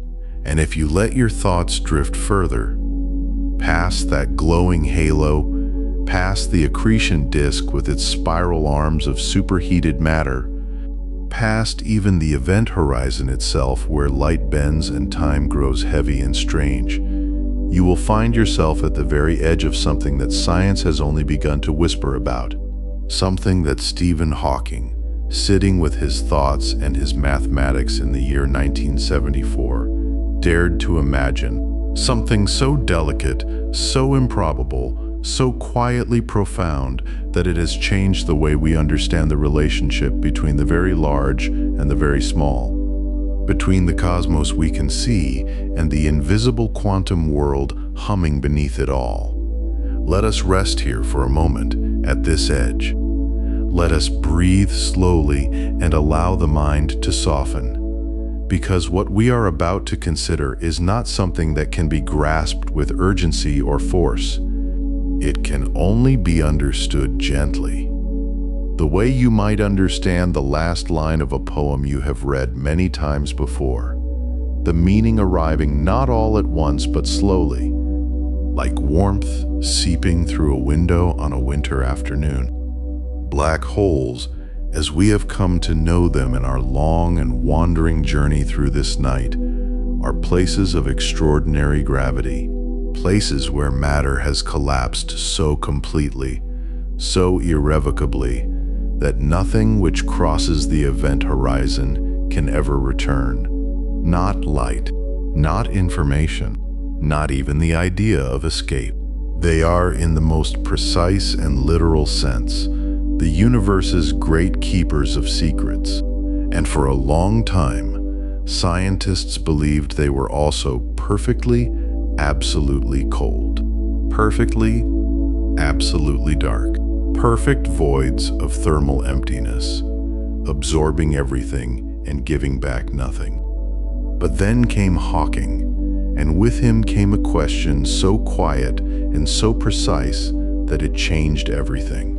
What, he asked, happens at the very boundary, not inside the black hole, not outside it in the ordinary sense, but right there, at the infinitely thin threshold where the event horizon lies? What does quantum mechanics, with all its strangeness and its probability clouds and its refusal to allow any space to be truly empty, say about that place? And the answer, when it came, was extraordinary. It was tender, even. It was almost like discovering that the most forbidding thing in the universe had a heartbeat. To understand Hawking's discovery, you must first understand something about the nature of empty space itself, because space, it turns out, is never truly empty. At the quantum scale, the scale of the very smallest things, the vacuum of space is not a blank and featureless nothing. It is instead a kind of trembling, a constant subtle shivering of possibility. Pairs of particles, known as virtual particles, are continuously appearing and disappearing throughout all of space, spontaneously flickering into brief existence and then annihilating each other almost instantly, returning their borrowed energy to the void as though they had never been there at all. This is not a metaphor or a theoretical convenience. It is, as far as we understand it, a real feature of the universe. Space is full of these ghostly almost particles, these momentary whispers of matter and antimatter, arising and dissolving in a constant quiet dance that we cannot see, but which leaves its fingerprints on measurable phenomena. Under ordinary circumstances, these pairs appear together and vanish together. One particle, one antiparticle born in the same instant and extinguished in the same instant, their brief existence leaving the universe exactly as it was before. But near the event horizon of a black hole, something different can happen. Something that bends the rules just enough to change everything. When a pair of virtual particles appears spontaneously at the very edge of the event horizon, there is sometimes a chance, a slender and remarkable chance, that they will be separated before they have the opportunity to annihilate each other. One particle, finding itself on the wrong side, or perhaps simply the unlucky side, falls inward across the event horizon, drawn by the black hole's immense gravity into the interior, from which nothing returns. But the other particle, its partner, finds itself just outside the threshold. And because the pair has been separated before annihilation, because the black hole's gravity has effectively paid a kind of energy debt to the universe on behalf of this escaping particle, the outer particle is free. It becomes real. It radiates outward into space as thermal radiation, as a tiny, barely there breath of warmth, carrying with it a fragment of the black hole's own energy. This is Hawking radiation. This is the whisper at the edge of forever. It is almost unbearably gentle when you try to picture it. This vast, silent, gravitational titan. This thing that has swallowed stars and bent the fabric of space-time into a kind of permanent wound, and yet from its very edge it exhales. It breathes out these tiny particles one by one in a process so slow and so faint that we have never, in all our years of watching the sky, directly observed it. Hawking radiation remains one of the great unconfirmed theoretical predictions of modern physics, a prediction that is almost universally believed to be correct, not because we have seen it, but because the mathematics that describes it sits at the most beautiful and important crossroads in all of science, the place where quantum mechanics and general relativity finally, cautiously, reach toward each other across the enormous gulf that has separated them for a century. Because this is what makes Hawking radiation so much more than a curiosity, so much more than a strange footnote about evaporating black holes. It is a bridge. It is one of the few places where the two great theories of modern physics, theories which are otherwise deeply, stubbornly incompatible, can be seen to touch. General relativity, which governs the behavior of the very large, the motion of planets and galaxies, and the curvature of space-time itself, does not speak the same language as quantum mechanics, which governs the behavior of the very small, the flickering of particles, and the probabilistic nature of reality at its most fundamental. They are, in many ways, strangers to each other. Beautiful, powerful, extraordinarily accurate in their own domains, but strangers nonetheless. And yet here, at the event horizon of a black hole, in this process of slow and invisible evaporation, they are both required. You cannot understand Hawking radiation without both of them. It is as though the universe at this particular location is insisting that the two theories learn to hold hands.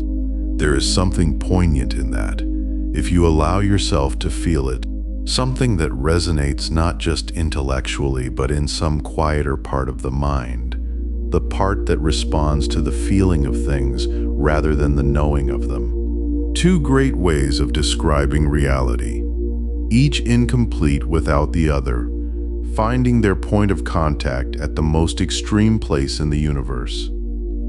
There is a kind of hope in that, a kind of reminder that the deepest truths often live at the edges, at the thresholds, in the places where different worlds meet. Now, let us consider the nature of this evaporation a little more closely, because it has a quality to it that is almost paradoxical. almost like something from a dream in which the rules of ordinary intuition no longer apply. You might imagine that a larger black hole would evaporate more quickly, that a greater mass would produce more radiation, that the most enormous of these cosmic objects would be the most radiant, the most quickly diminished. But the opposite is true. The relationship between a black hole's size and its Hawking radiation is inverted from what common sense might suggest. The smaller the black hole, the more intensely it radiates.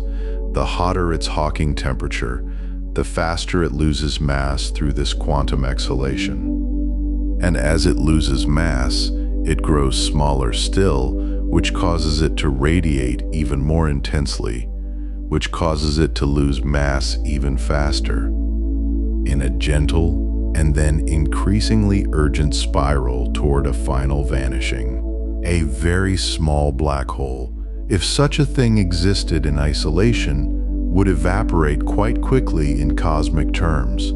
But the black holes we know, the stellar mass black holes born from the deaths of massive stars, the supermassive black holes lurking at galactic centers, these are so enormous, so incomprehensibly massive, that the rate of their Hawking radiation is essentially nothing, essentially a whisper so faint that the cosmic microwave background radiation, the faint afterglow of the Big Bang that permeates all of space, is actually warmer than the Hawking temperature of a typical stellar mass black hole. A black hole formed from the collapse of a star.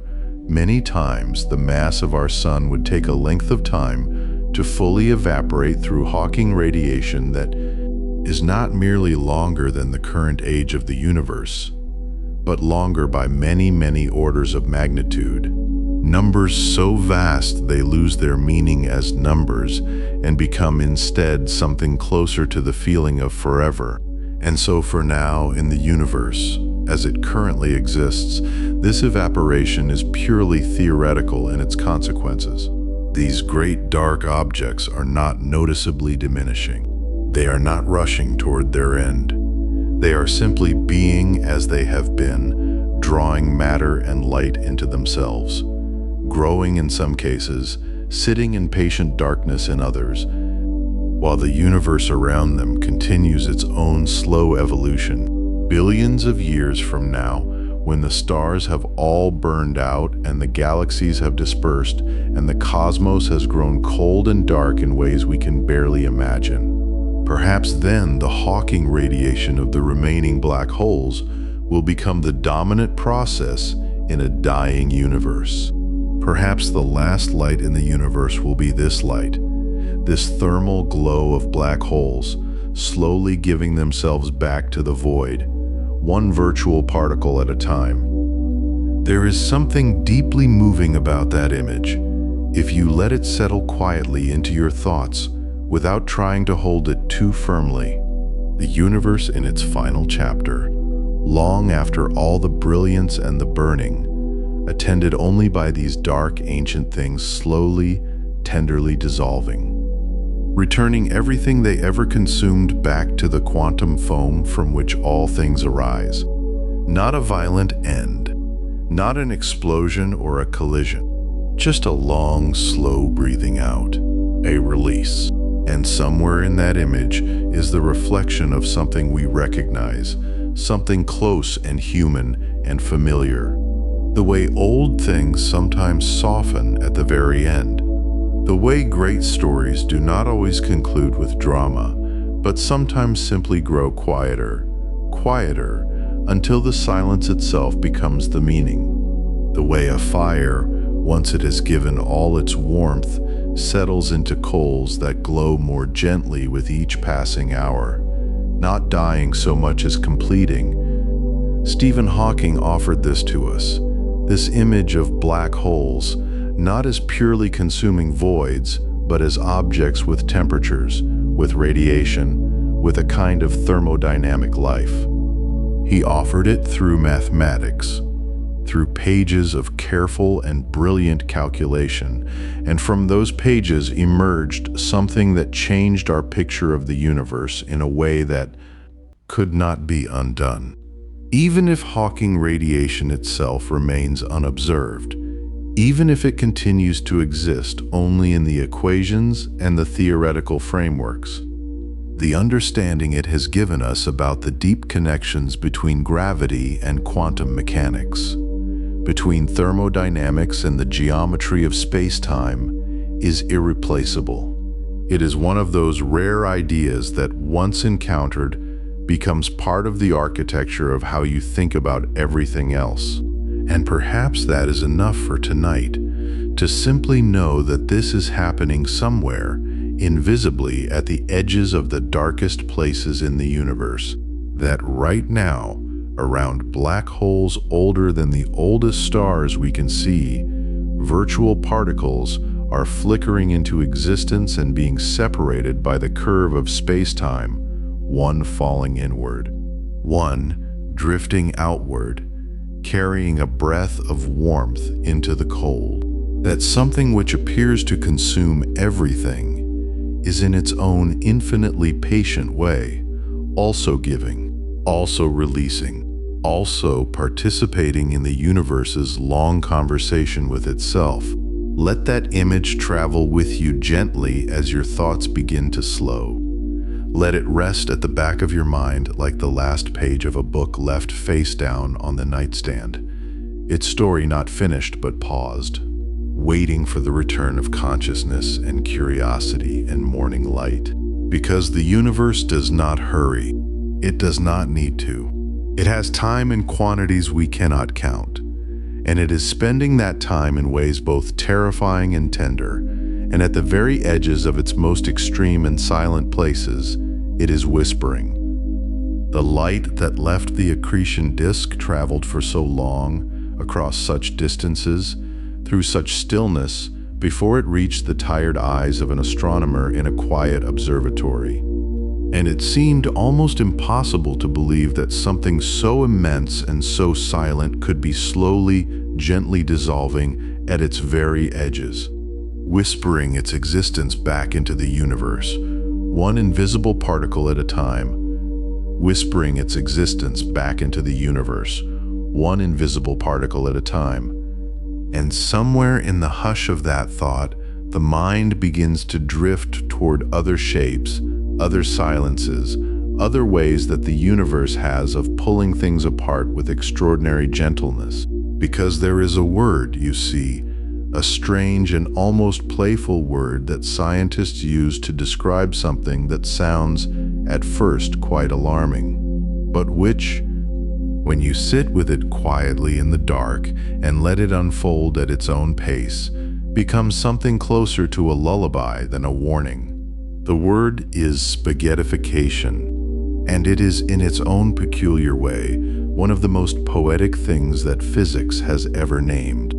Stephen Hawking wrote about it, tucked it into the pages of a book called A Brief History of Time, and in doing so, he gave the universe's most extreme form of stretching a name that belonged more to a kitchen than to a cosmos. And yet, that name has lingered, has traveled through decades of curious minds, has been whispered in classrooms and late-night conversations because something about it feels honest. It does not dress itself up in formality.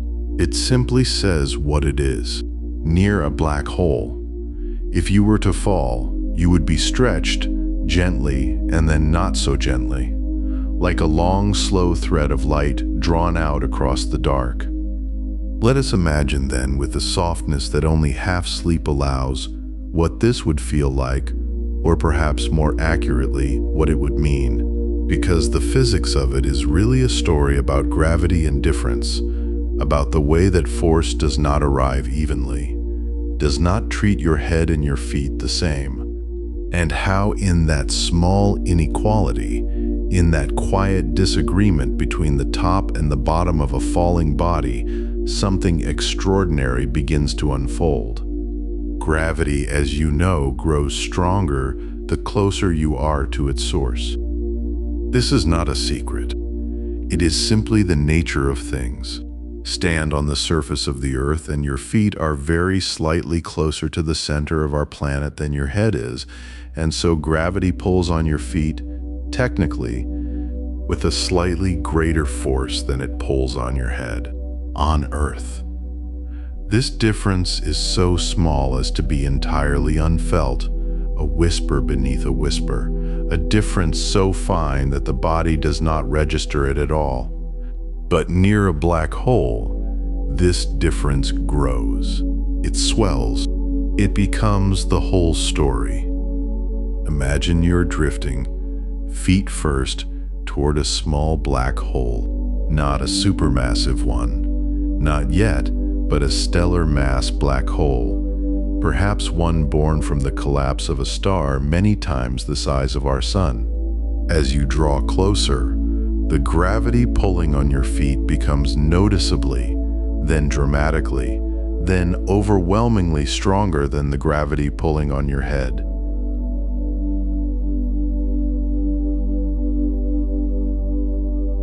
Your feet want to fall faster.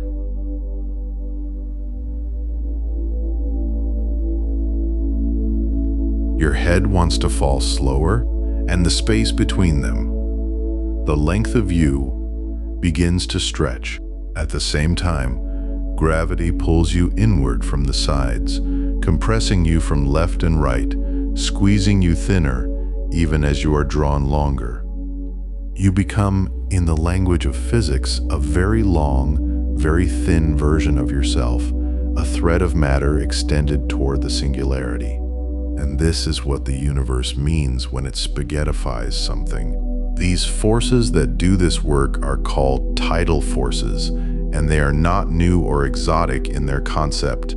The same family of forces, in their gentlest possible expression, are responsible for the tides of Earth's oceans.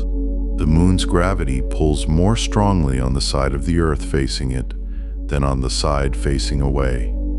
And in that difference, the oceans bulge, they rise and fall. They breathe in and out with the slow rhythm of the lunar pull. Tidal forces at their heart are simply the mathematics of uneven gravity, of gravity that is stronger here than there, and of what happens to things caught between those two values. Near a black hole, those gentle ocean tides become something else entirely. They become the architecture of transformation. But here's where the story softens again, where the universe reveals something almost kind hidden inside, something that sounds terrifying, because not all black holes are created equal, and the experience of falling toward one depends enormously on how large it is. For a small black hole, a stellar mass one, the event horizon, that boundary beyond which nothing returns, is relatively close to the singularity, and the tidal forces at that horizon are extreme. You would be spaghettified well before you ever crossed the threshold. The stretching would begin in earnest long before you reach the point of no return. And so the event horizon would be something you never quite reached, because the forces would have undone you before you arrived. But for a supermassive black hole, one of those vast and ancient giants that sit at the centers of galaxies, the story is different. These black holes can be billions of times the mass of our sun, and their event horizons are correspondingly enormous, so enormous that the tidal forces at the boundary are astonishingly gentle. The difference in gravitational pull between your head and your feet at the event horizon of a supermassive black hole is so small that you would not feel it.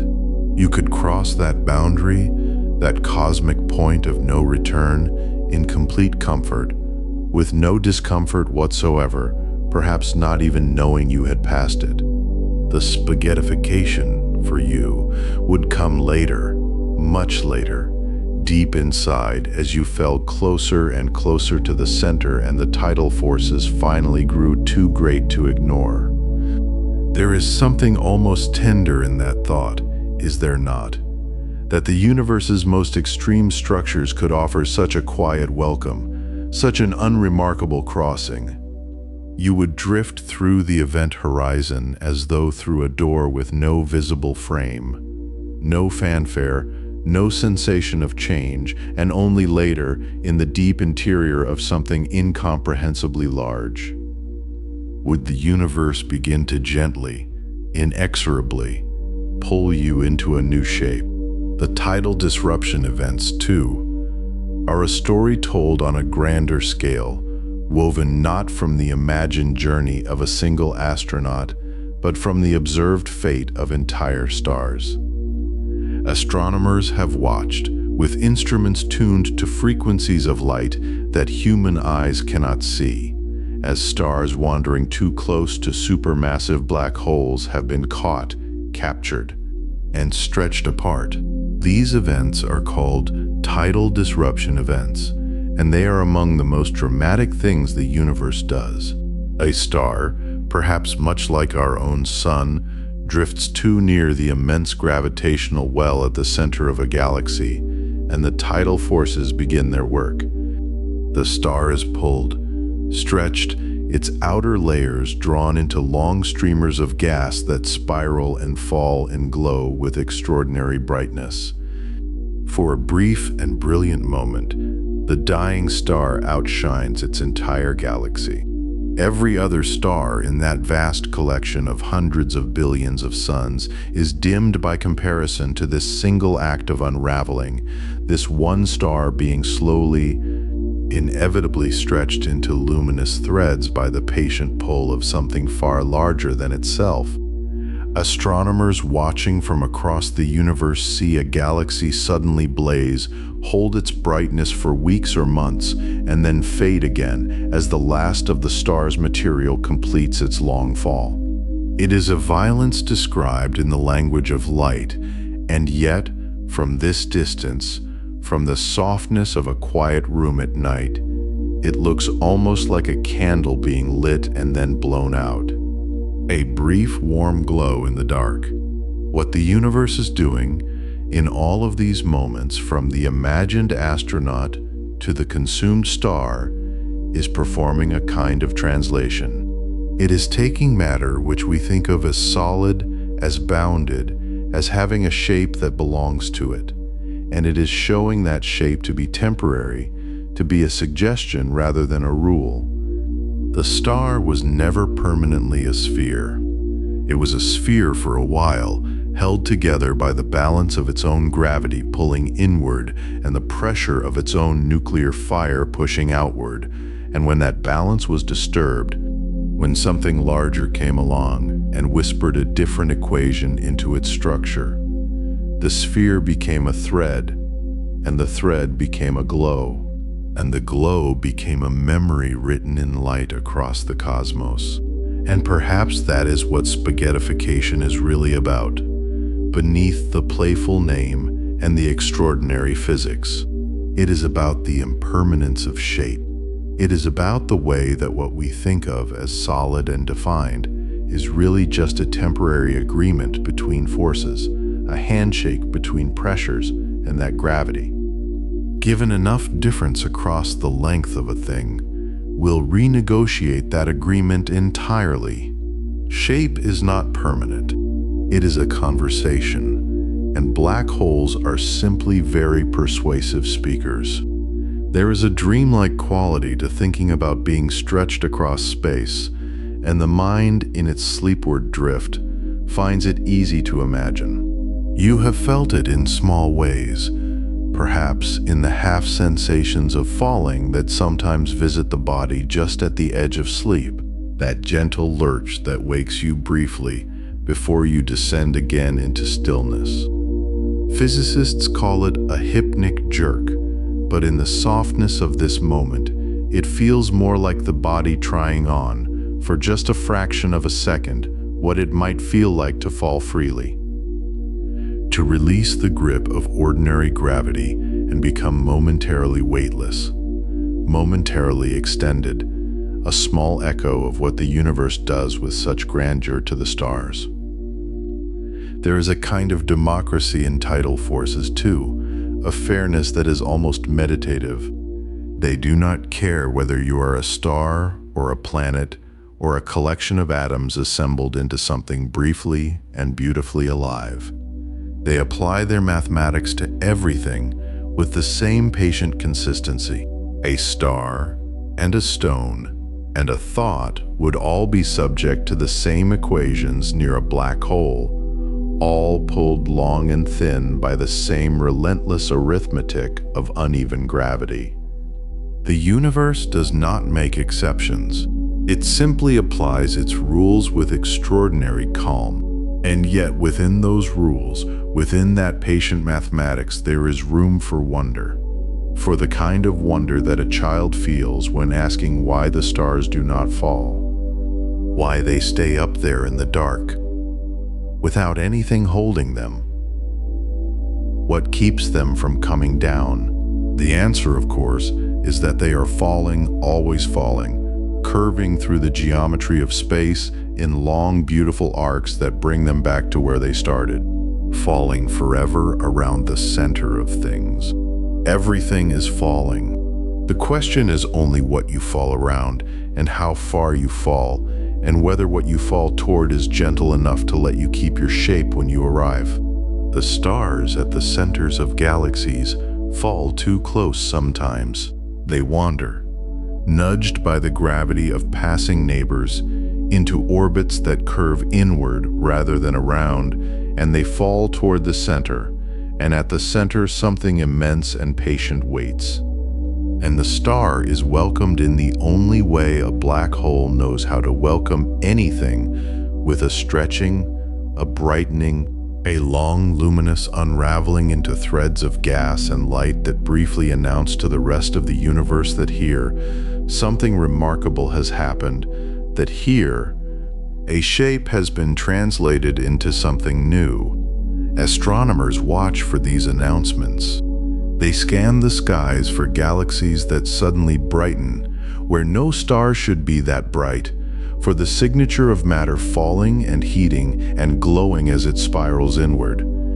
Each tidal disruption event is a message, a postcard from the edge of an extreme, written in wavelengths of light across distances so large that by the time the message arrives, the event itself is ancient history, already resolved into silence. We are always reading old letters from the universe. We are always hearing news from the long ago. And in the reading of those letters, in the patient decoding of light that has traveled for millions or billions of years to reach our instruments, there is a kind of intimacy. A star died not long after the first single-celled creatures were learning to exist on Earth, and the light from that death is only now completing its journey, only now arriving at telescopes built by the descendants of those first living things, who have learned improbably and beautifully to understand what that light is saying. The universe stretched a star across its fingers, and we, from our small, warm planet, watched and understood and wrote it down. That is the arc of things.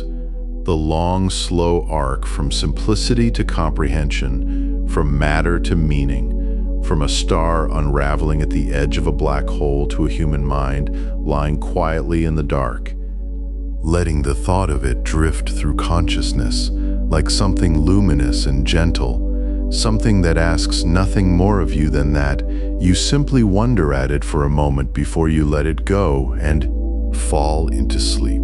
The physics of stretching is, at its heart, a physics of difference, of the fact that gravity does not arrive evenly, that the universe is not uniform, that everywhere you look, there are gradients and variations and gentle inequalities that accumulate over time.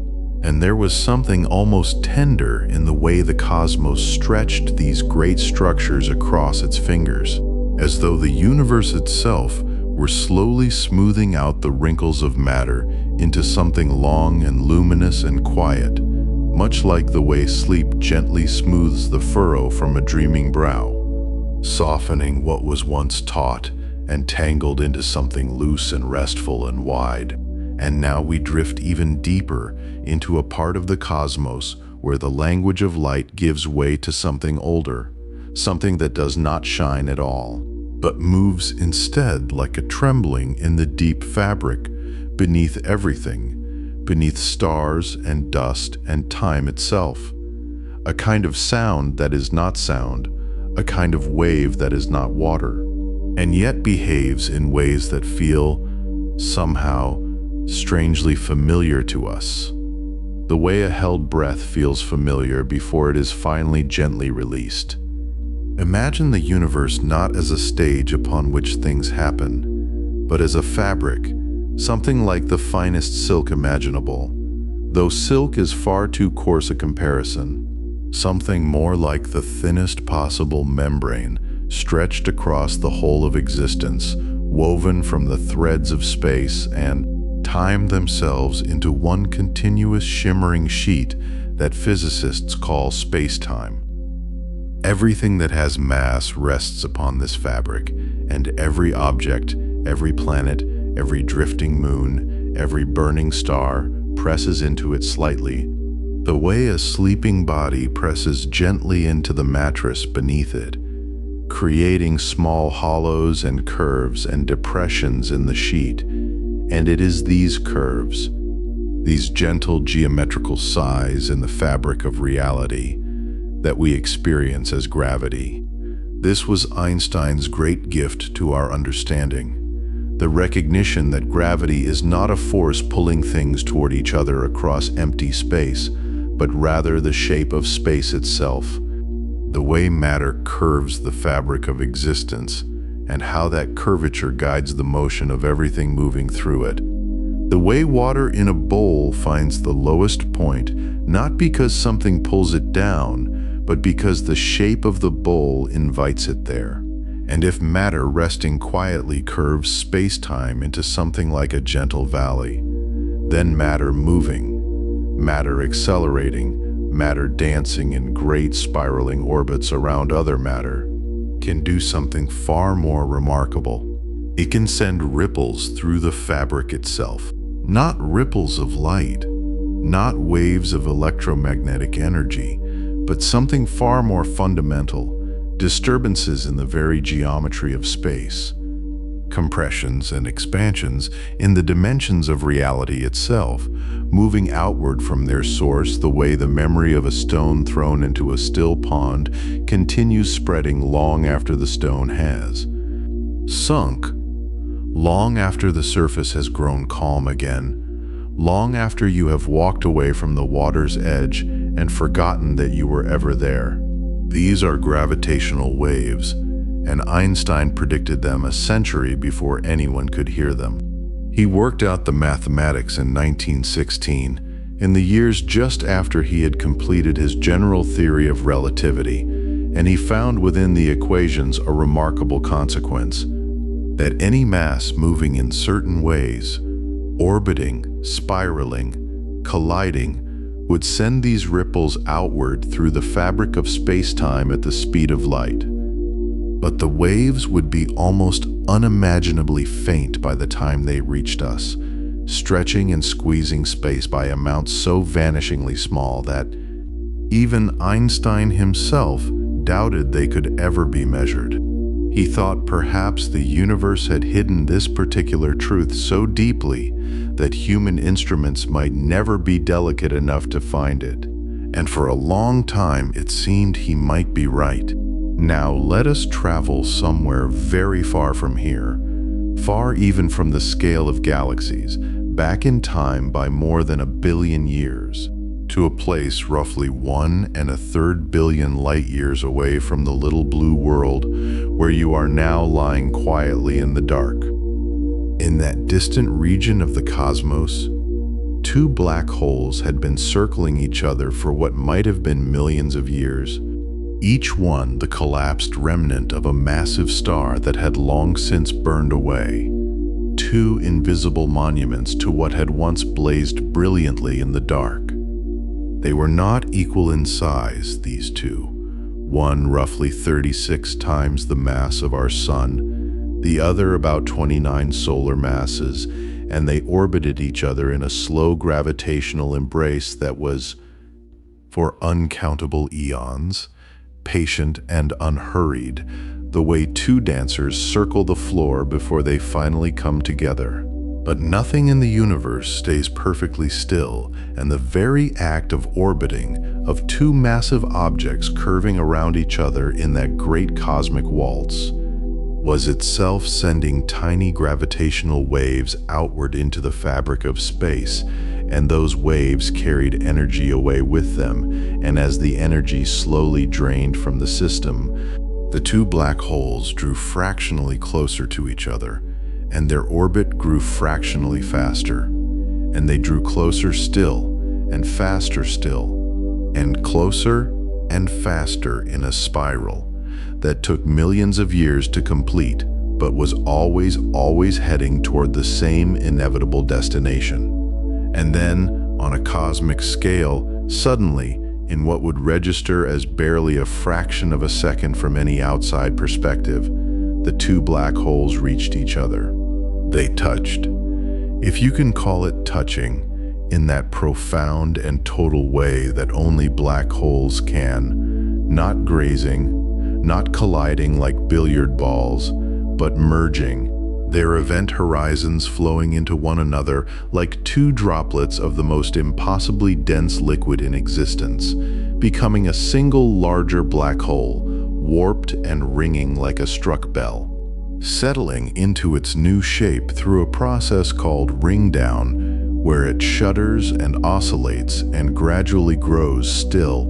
And in that fraction of a second of merging, something happened that staggers the imagination even when heard quietly in a darkened room before sleep.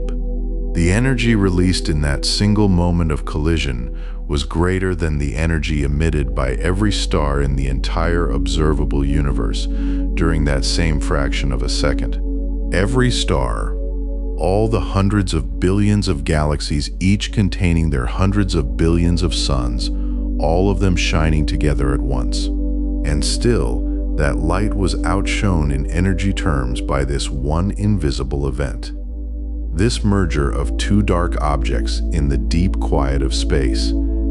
The energy did not come as light, because black holes do not shine.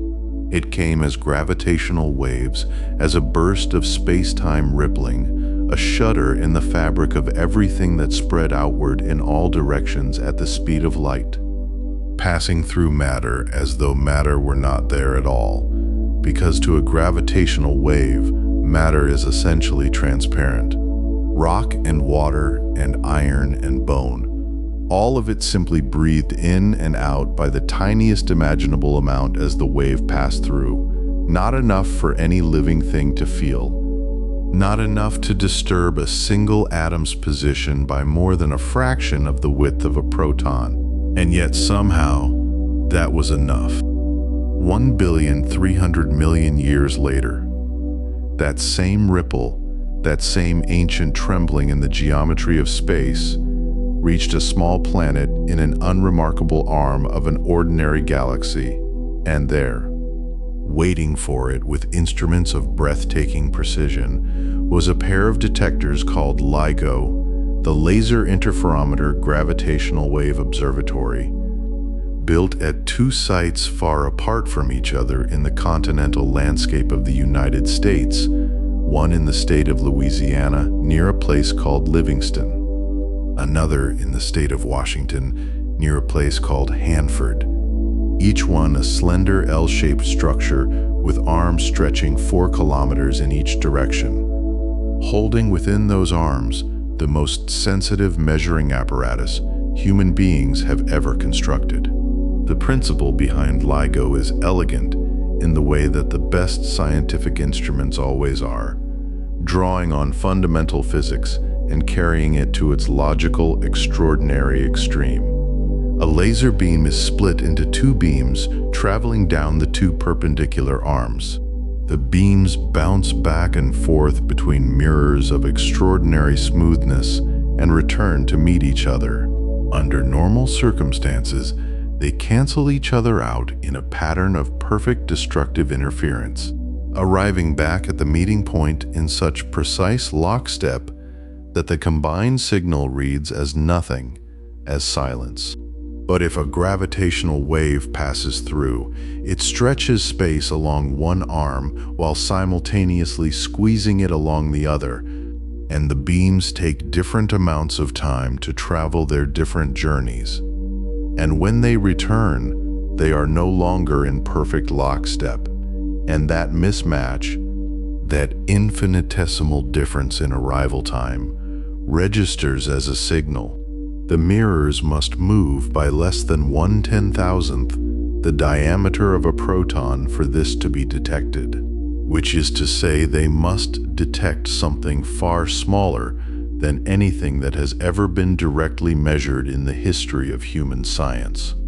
On the 14th day of September in the year 2015, in the very early hours of the morning, while most people nearby were sleeping, both detectors registered a signal.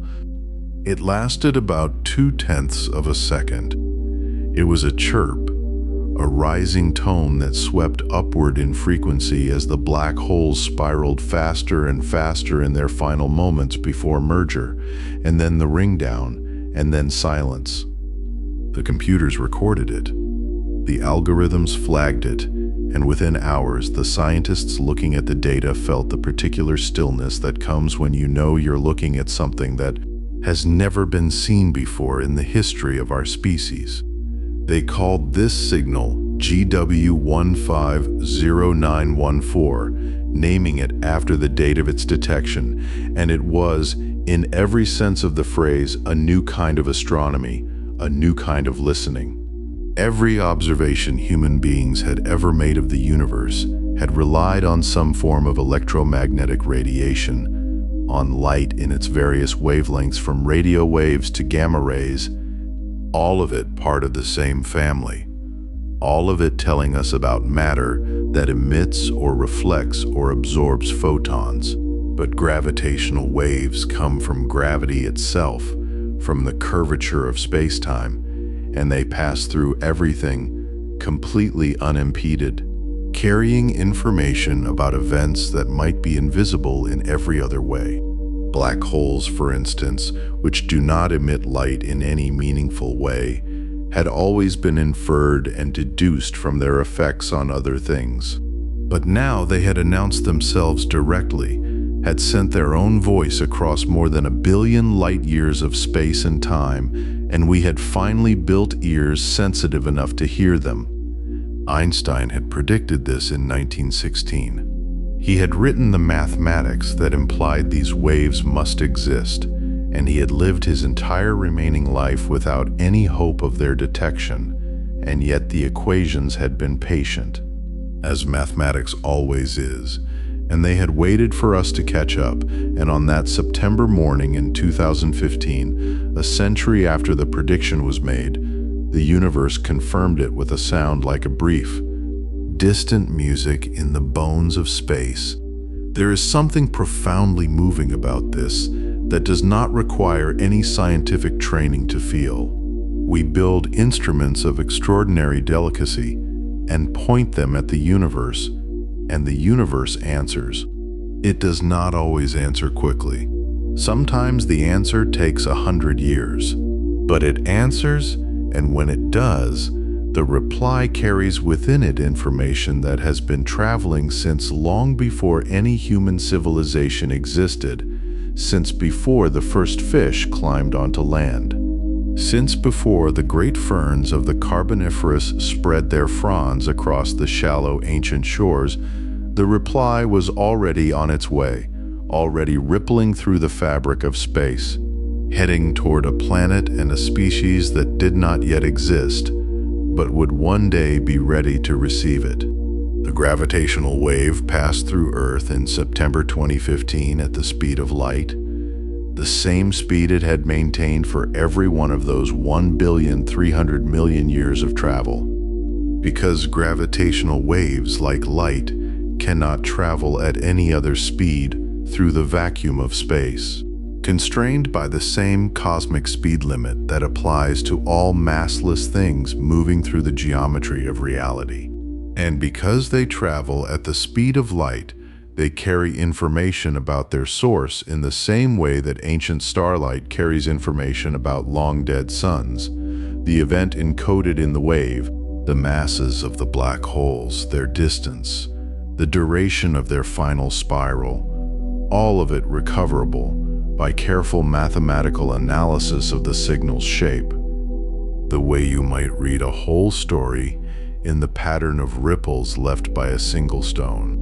The signal was faint beyond all ordinary comprehension, and yet it was unmistakable, present in both detectors separated by thousands of kilometers, arriving at Louisiana a fraction of a second before Washington, giving scientists not only confirmation that it was real and not local noise, but also a rough direction from which it had come. The sky localization was imprecise at first, a broad arc of possibility painted across the southern celestial hemisphere. But it was enough to know that the source was out there, that it had happened, that two dark objects had found each other in the depths of space and announced their union across more than 1 billion years of cosmic distance. And the universe has not stopped speaking since that first detection. In the years that followed, LIGO and its partner observatory Virgo in Italy detected dozens more gravitational wave events, black holes merging with black holes, neutron stars merging with neutron stars merging with black holes, each one a different voice, a different frequency, a different story carried in the geometry of space-time. We are only beginning to learn to read this new language, this music written not in light, but in the very dimensions of existence. And it will take generations of patient listening before we understand even a small portion of what the universe is telling us. But tonight, in the quiet, it is enough simply to know that these waves exist, that they are passing through you even now, ancient conversations between massive objects in the deep dark, stretching and squeezing the space between your atoms by amounts too small to feel, and yet absolutely real. The fabric of space-time breathing gently as information travels through it from the far corners of existence. There is something almost tender in this thought, that the universe is always in motion, always sending its news outward at the speed of light, and that we are always immersed in this invisible flow of information, even when we cannot detect it, even when we are sleeping, even when we are perfectly still and quiet and sinking slowly toward the softest depths of rest. The silence you feel when you close your eyes is not an empty silence. It is full of these ancient messages, these ripples from collisions that happened before the Earth existed, passing through without pause, without resistance. The way a dream passes through the sleeping mind and leaves behind only a feeling, a resonance, a sense that something enormous and beautiful has briefly moved through you. Gravitational waves pass through all matter, all the rock and water and iron and living tissue of the world completely unimpeded, which means they have passed through every mountain range and every ocean basin and every creature that has ever lived since the moment they entered the Earth's neighborhood. And none of it slowed them even slightly. None of it scattered or absorbed them. They simply moved through, the way certain truths move through us, not stopping to negotiate with our resistance, simply passing into and through and beyond. And that signal, GW150914, that brief 0.2 of a second chirp of space-time, did exactly that, rippling through the whole of our planet in less than the time it takes to blink, stretching and releasing every mountain and canyon and sea floor and forest by that vanishingly small amount. The same way sleep gently unravels the tension in tired muscles and lets the body sink deeper into rest. And so too did those gravitational waves pass silently through every mountain and ocean and living creature on Earth on that September morning. A whisper from a billion-year-old collision, traveling through the very bones of unravels the tension in tired muscles and lets the body sink deeper into rest. And so too did those gravitational waves pass silently through every mountain and ocean and living creature on Earth on that September morning. A whisper from a billion-year-old collision, traveling through the very bones of the world, without anyone knowing, without disturbing a single dream, moving through sleeping children and ancient forests and the still surfaces of midnight lakes, with the same quiet indifference that the universe reserves for its most profound communications. And perhaps that is what makes the cosmos so endlessly, softly astonishing, that its deepest messages are so often carried in whispers, in the gentlest possible trembling of things, in the language of patience and subtlety and time. And now, drifting further into the dark, let us rest with something that even the greatest minds of our age have not yet fully resolved. Let us float as gently as a leaf on still water into one of the most beautiful mysteries in all of physics, a question so deep it touches the very nature of reality, the nature of memory, the nature of what it means for something to have existed at all. Imagine, if you will, a black hole, not as something frightening, but as something extraordinary. A place where gravity has curved so completely inward that even light cannot find its way back out.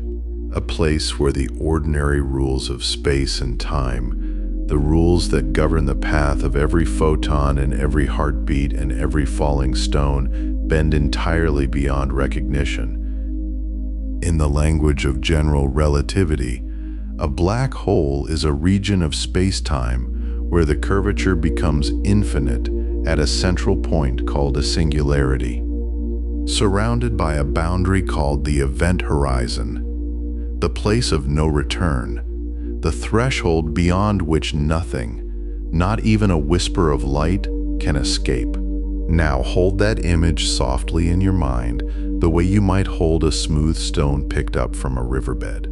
Feel its weight, feel its stillness. For a long time, physicists assumed that whatever fell into a black hole was simply gone, lost, that the book or the star or the cloud of ancient gas that crossed that invisible threshold had been swallowed completely, that the universe had simply closed the door and moved on. And in some classical sense, that seemed to be the end of the story. But physics, when it looks closely enough, rarely lets a story end so simply. In the 1970s, Stephen Hawking, a man who spent his life thinking extraordinary thoughts from the quiet of a chair, his mind sailing freely through territories that most of us can barely glimpse, made a remarkable discovery. By applying the principles of quantum mechanics to the edges of a black hole, he found that black holes are not entirely black after all. They glow ever so faintly, with a slow thermal radiation that now bears his name. Hawking radiation, as it is called, arises from the strange quantum behavior of empty space near the event horizon, where pairs of particles flicker into existence from the quantum vacuum, one falling inward and one escaping outward, carrying energy away from the black hole itself.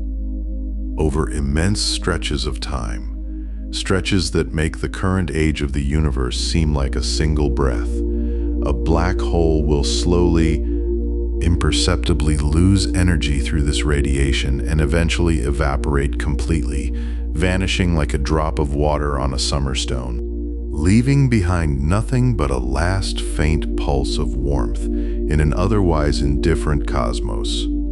And this is where something extraordinary and deeply troubling emerges, something that has kept physicists awake, Philosophically speaking, for decades, in quantum mechanics, one of the most fundamental laws is that information is never truly destroyed.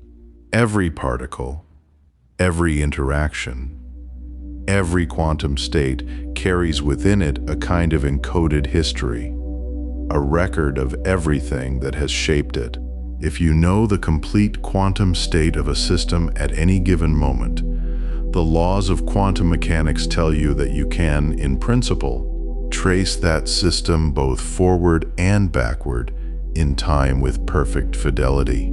The past is written into the present, and the present into the future, in an unbroken, indestructible chain of information. This is not a philosophical sentiment.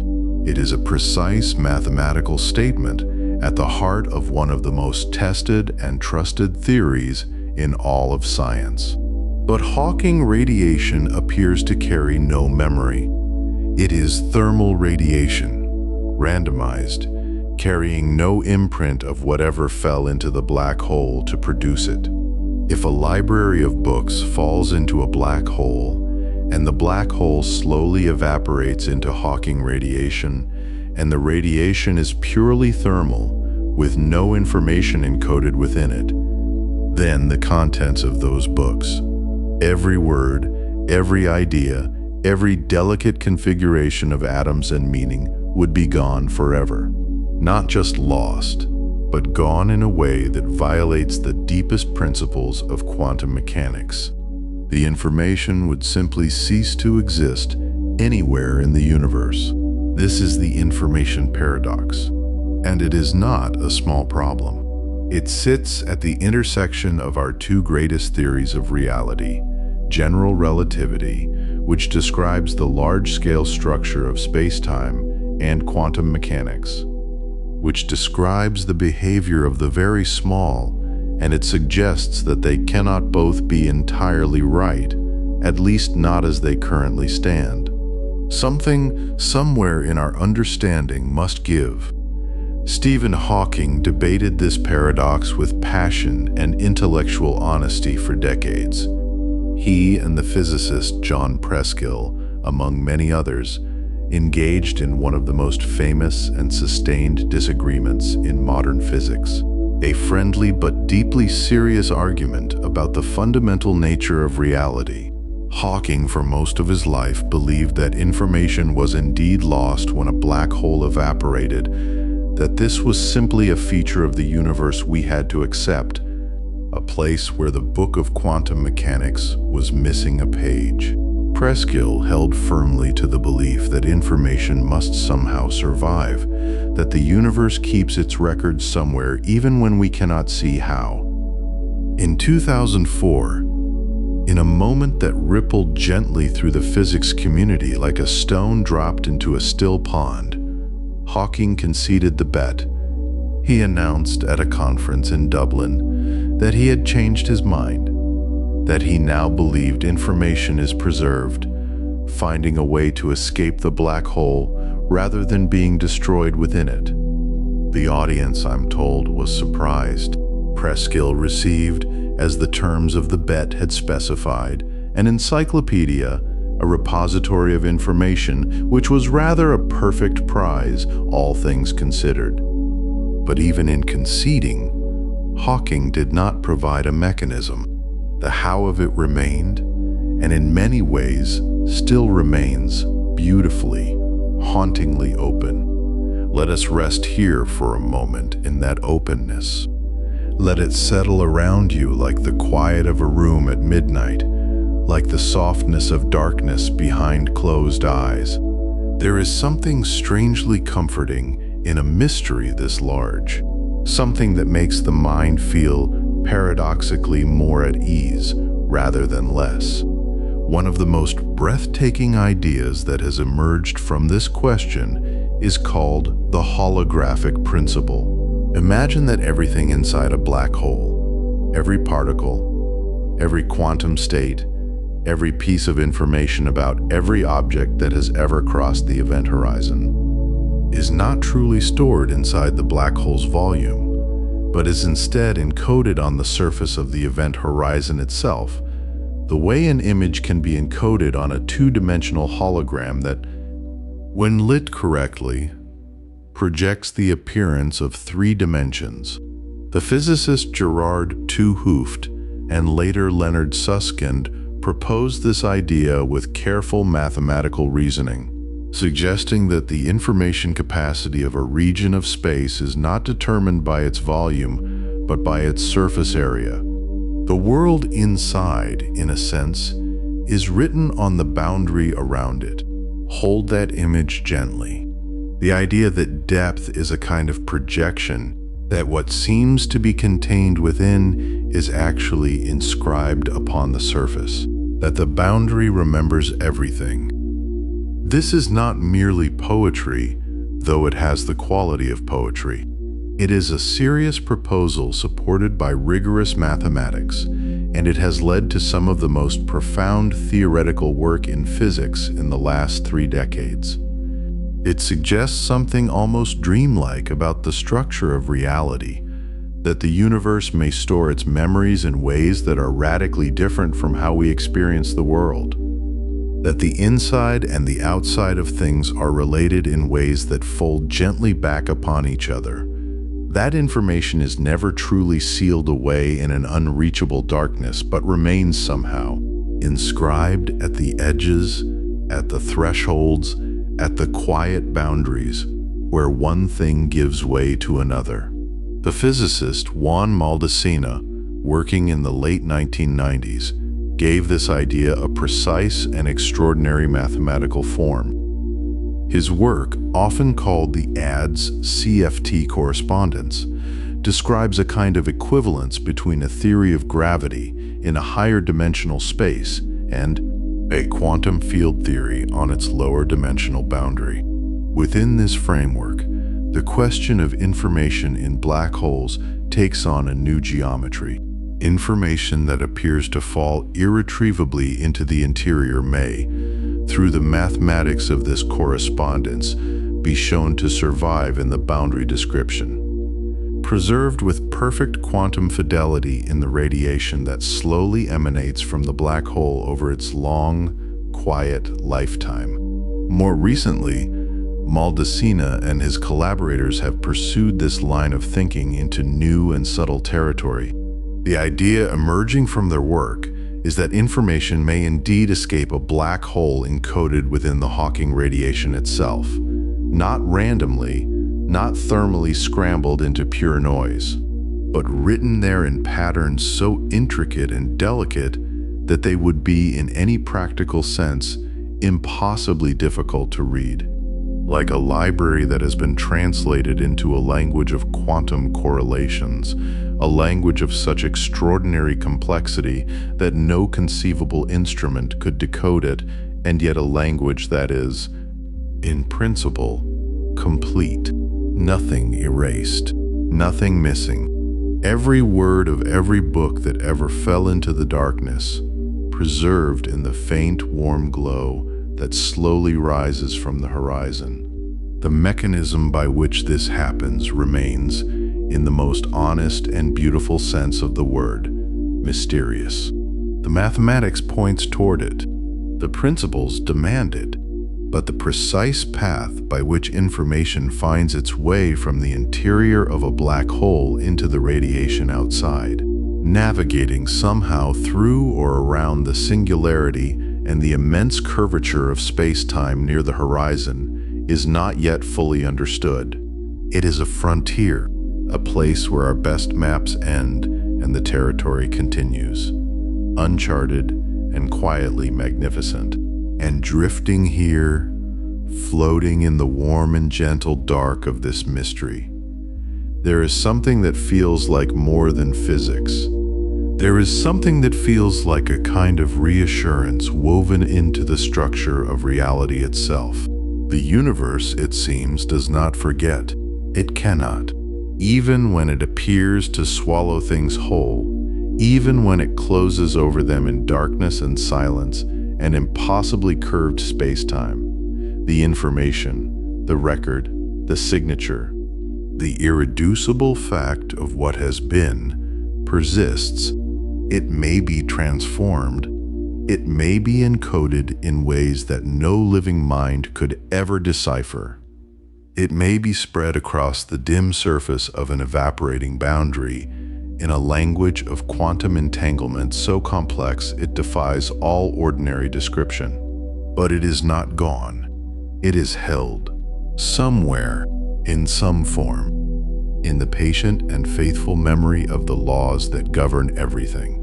And as the mind drifts now resting and unhurried, it is easy to let this idea extend its warmth into something softer than equations, something that simply feels true in the way that deep things sometimes feel true before we have the words for them.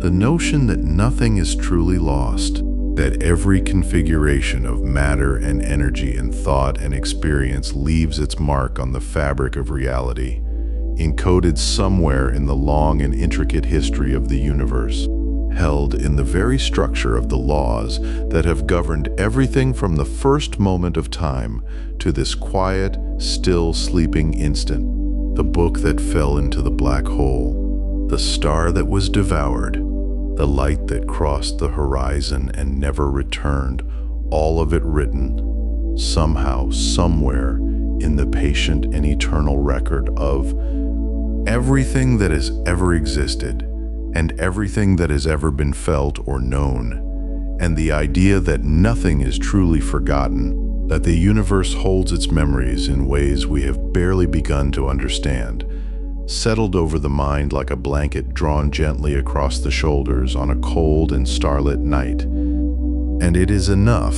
for now, to simply rest inside that knowing, to let the mind go soft at its edges the way snow softens the hard lines of a winter field, smoothing everything into quietude, into something that no longer needs to be sharp or certain or fully understood. There is a particular kind of peace that comes not from having all the answers, but from learning to be comfortable inside the question. And perhaps no object in the known universe teaches this lesson more gently, more completely than the black hole at rest. Not the dramatic, light-swallowing behemoth of popular imagination, not the roaring engine of destruction that science fiction has so long romanticized, but the quiet one, the still one, the ancient, patient presence at the center of a galaxy that has been sitting there, largely undisturbed, for billions upon billions of years, doing very little at all, and somehow, through that very stillness, holding everything together. Most supermassive black holes, when we look at them carefully through the instruments we have built and the mathematics we have developed, are not the ferocious consumers we once imagined. They are, for the vast majority of their existence, dormant, quiescent, at rest. Sagittarius A, the supermassive black hole nestled at the center of our own Milky Way, a presence roughly 4 million times the mass of our sun, spends most of its time in a kind of cosmic repose. It is not actively devouring stars or pulling great rivers of matter into its depths. It simply sits there, enormous and ancient and profoundly calm, like a mountain that has forgotten it was once a volcano. The fires, if they ever blazed, have long since quieted into something more like meditation than destruction, and the galaxy wheels slowly around it the way the thoughts of a sleeping mind circle without urgency, without demand. This is not a failure of power. It is, if anything, its fullest expression, because a black hole does not reach out and take.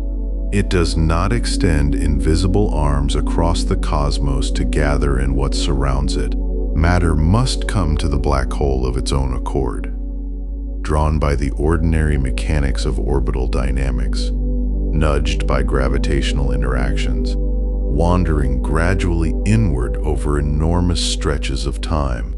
There is a boundary, a concept astronomers call the tidal radius, a kind of threshold beyond which the black hole's influence becomes so dominant that no object can resist being drawn in.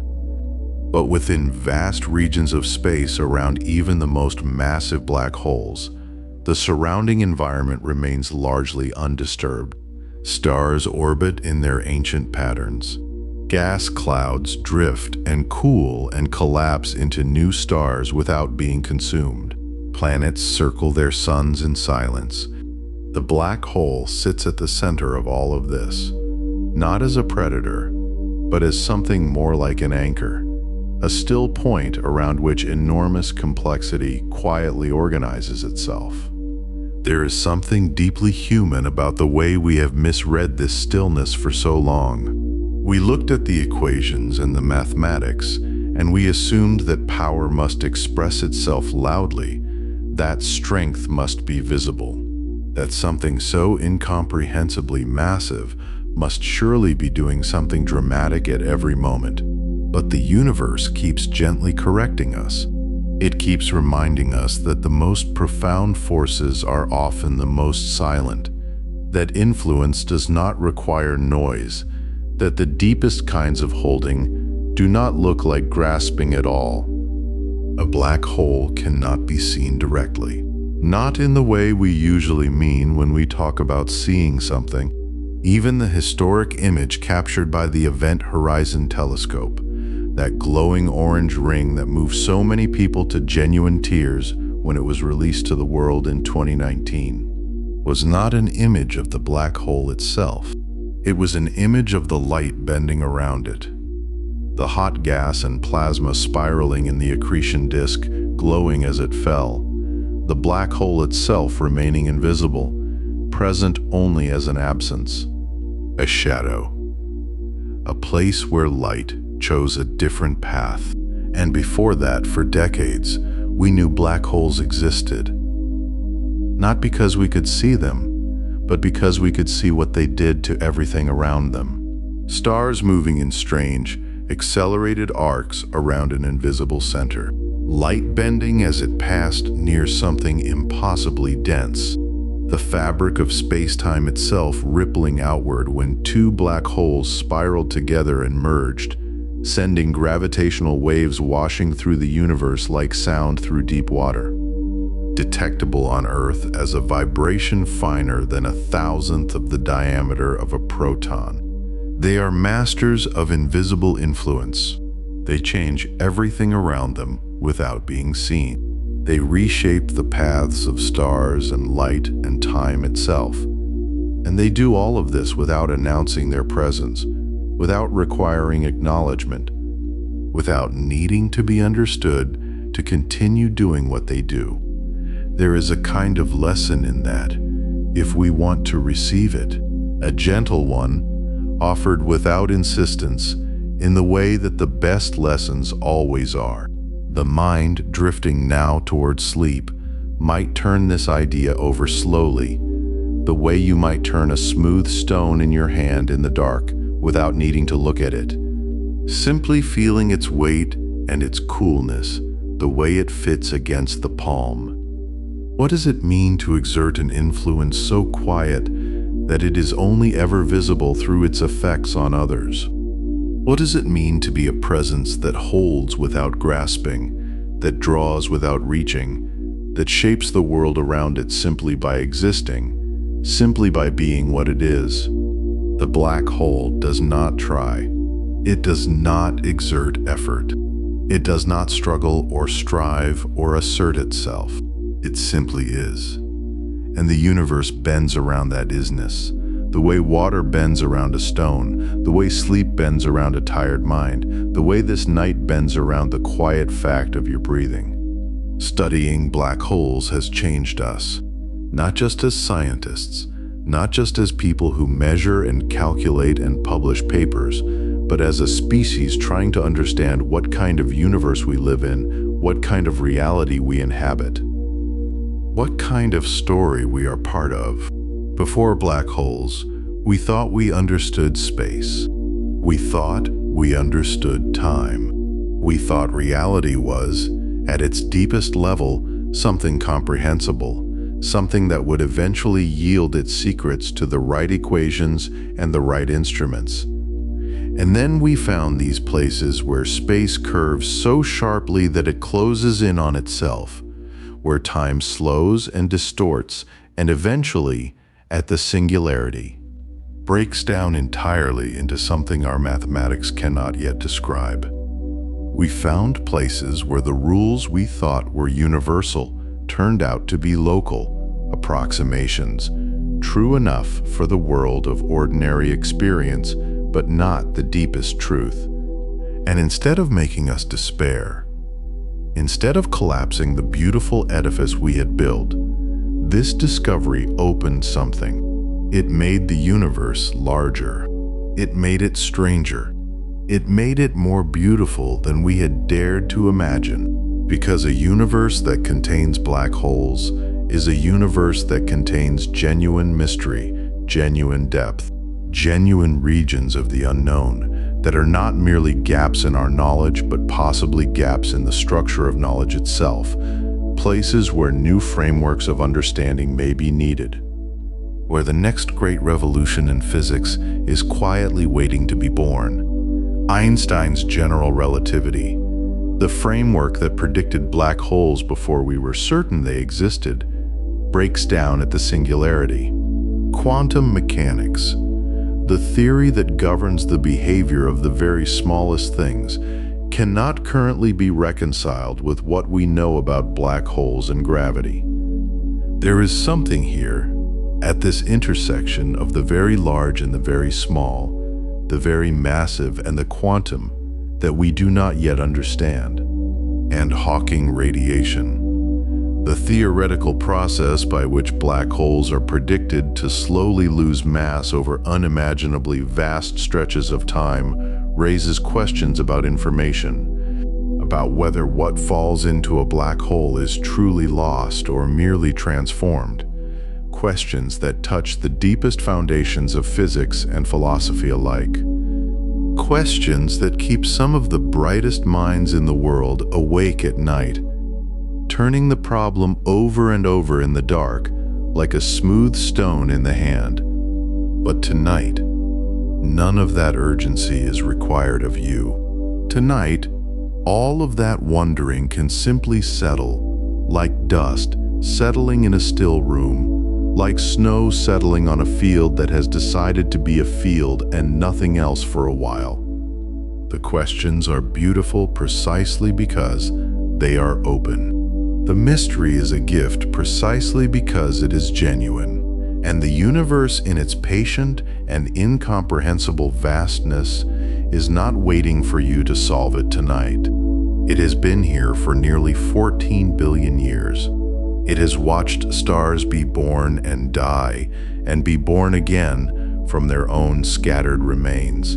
It has held black holes in its center like sleeping hearts. Those quiet giants at rest, doing their invisible, enormous work without fuss, without announcement, without any need to be appreciated or even detected. Sagittarius A is there right now. At this very moment, 4 million solar masses of compressed space-time, sitting quietly at the center of the galaxy, barely stirring, barely active. A dormant wonder presiding over the slow and ancient waltz of 300 billion stars. And around it, undisturbed, those stars are going about their long, slow lives.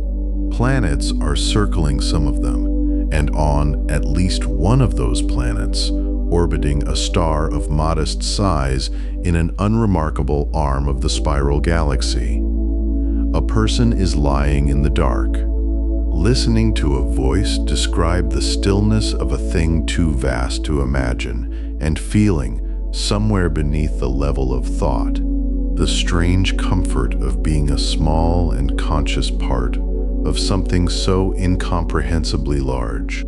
There is a particular quality to the silence that exists at the very edge of understanding, where the known blurs softly into the unknown the way a shoreline blurs into fog, where you can no longer be certain exactly where one thing ends and another begins.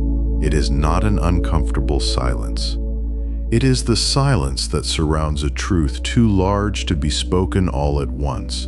The silence that a cathedral makes even when it is full of people. The silence that holds the space between two heartbeats. The first breath of a new understanding and the last breath of the old one dissolving into it. The black hole rests in that silence. It has always rested there, long before we had mathematics to describe it, long before we had telescopes to detect its influence, long before any human eye had looked up at the Milky Way and wondered what moved at its center.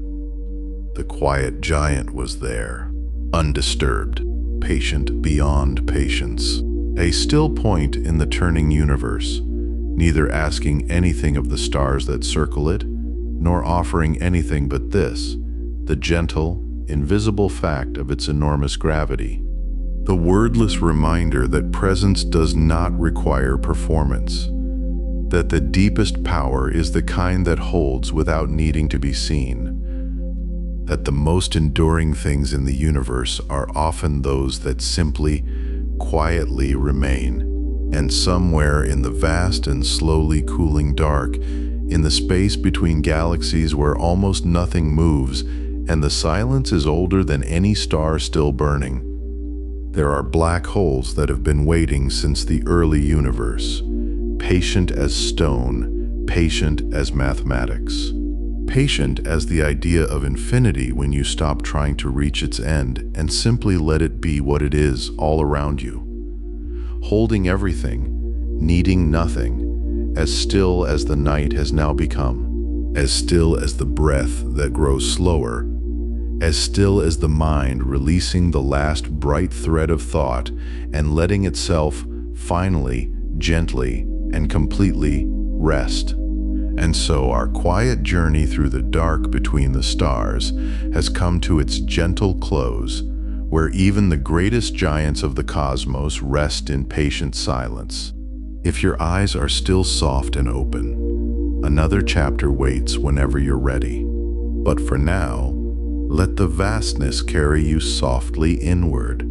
Sleep well, dear one. You are safe, you are small in the most beautiful way, and the universe holds you,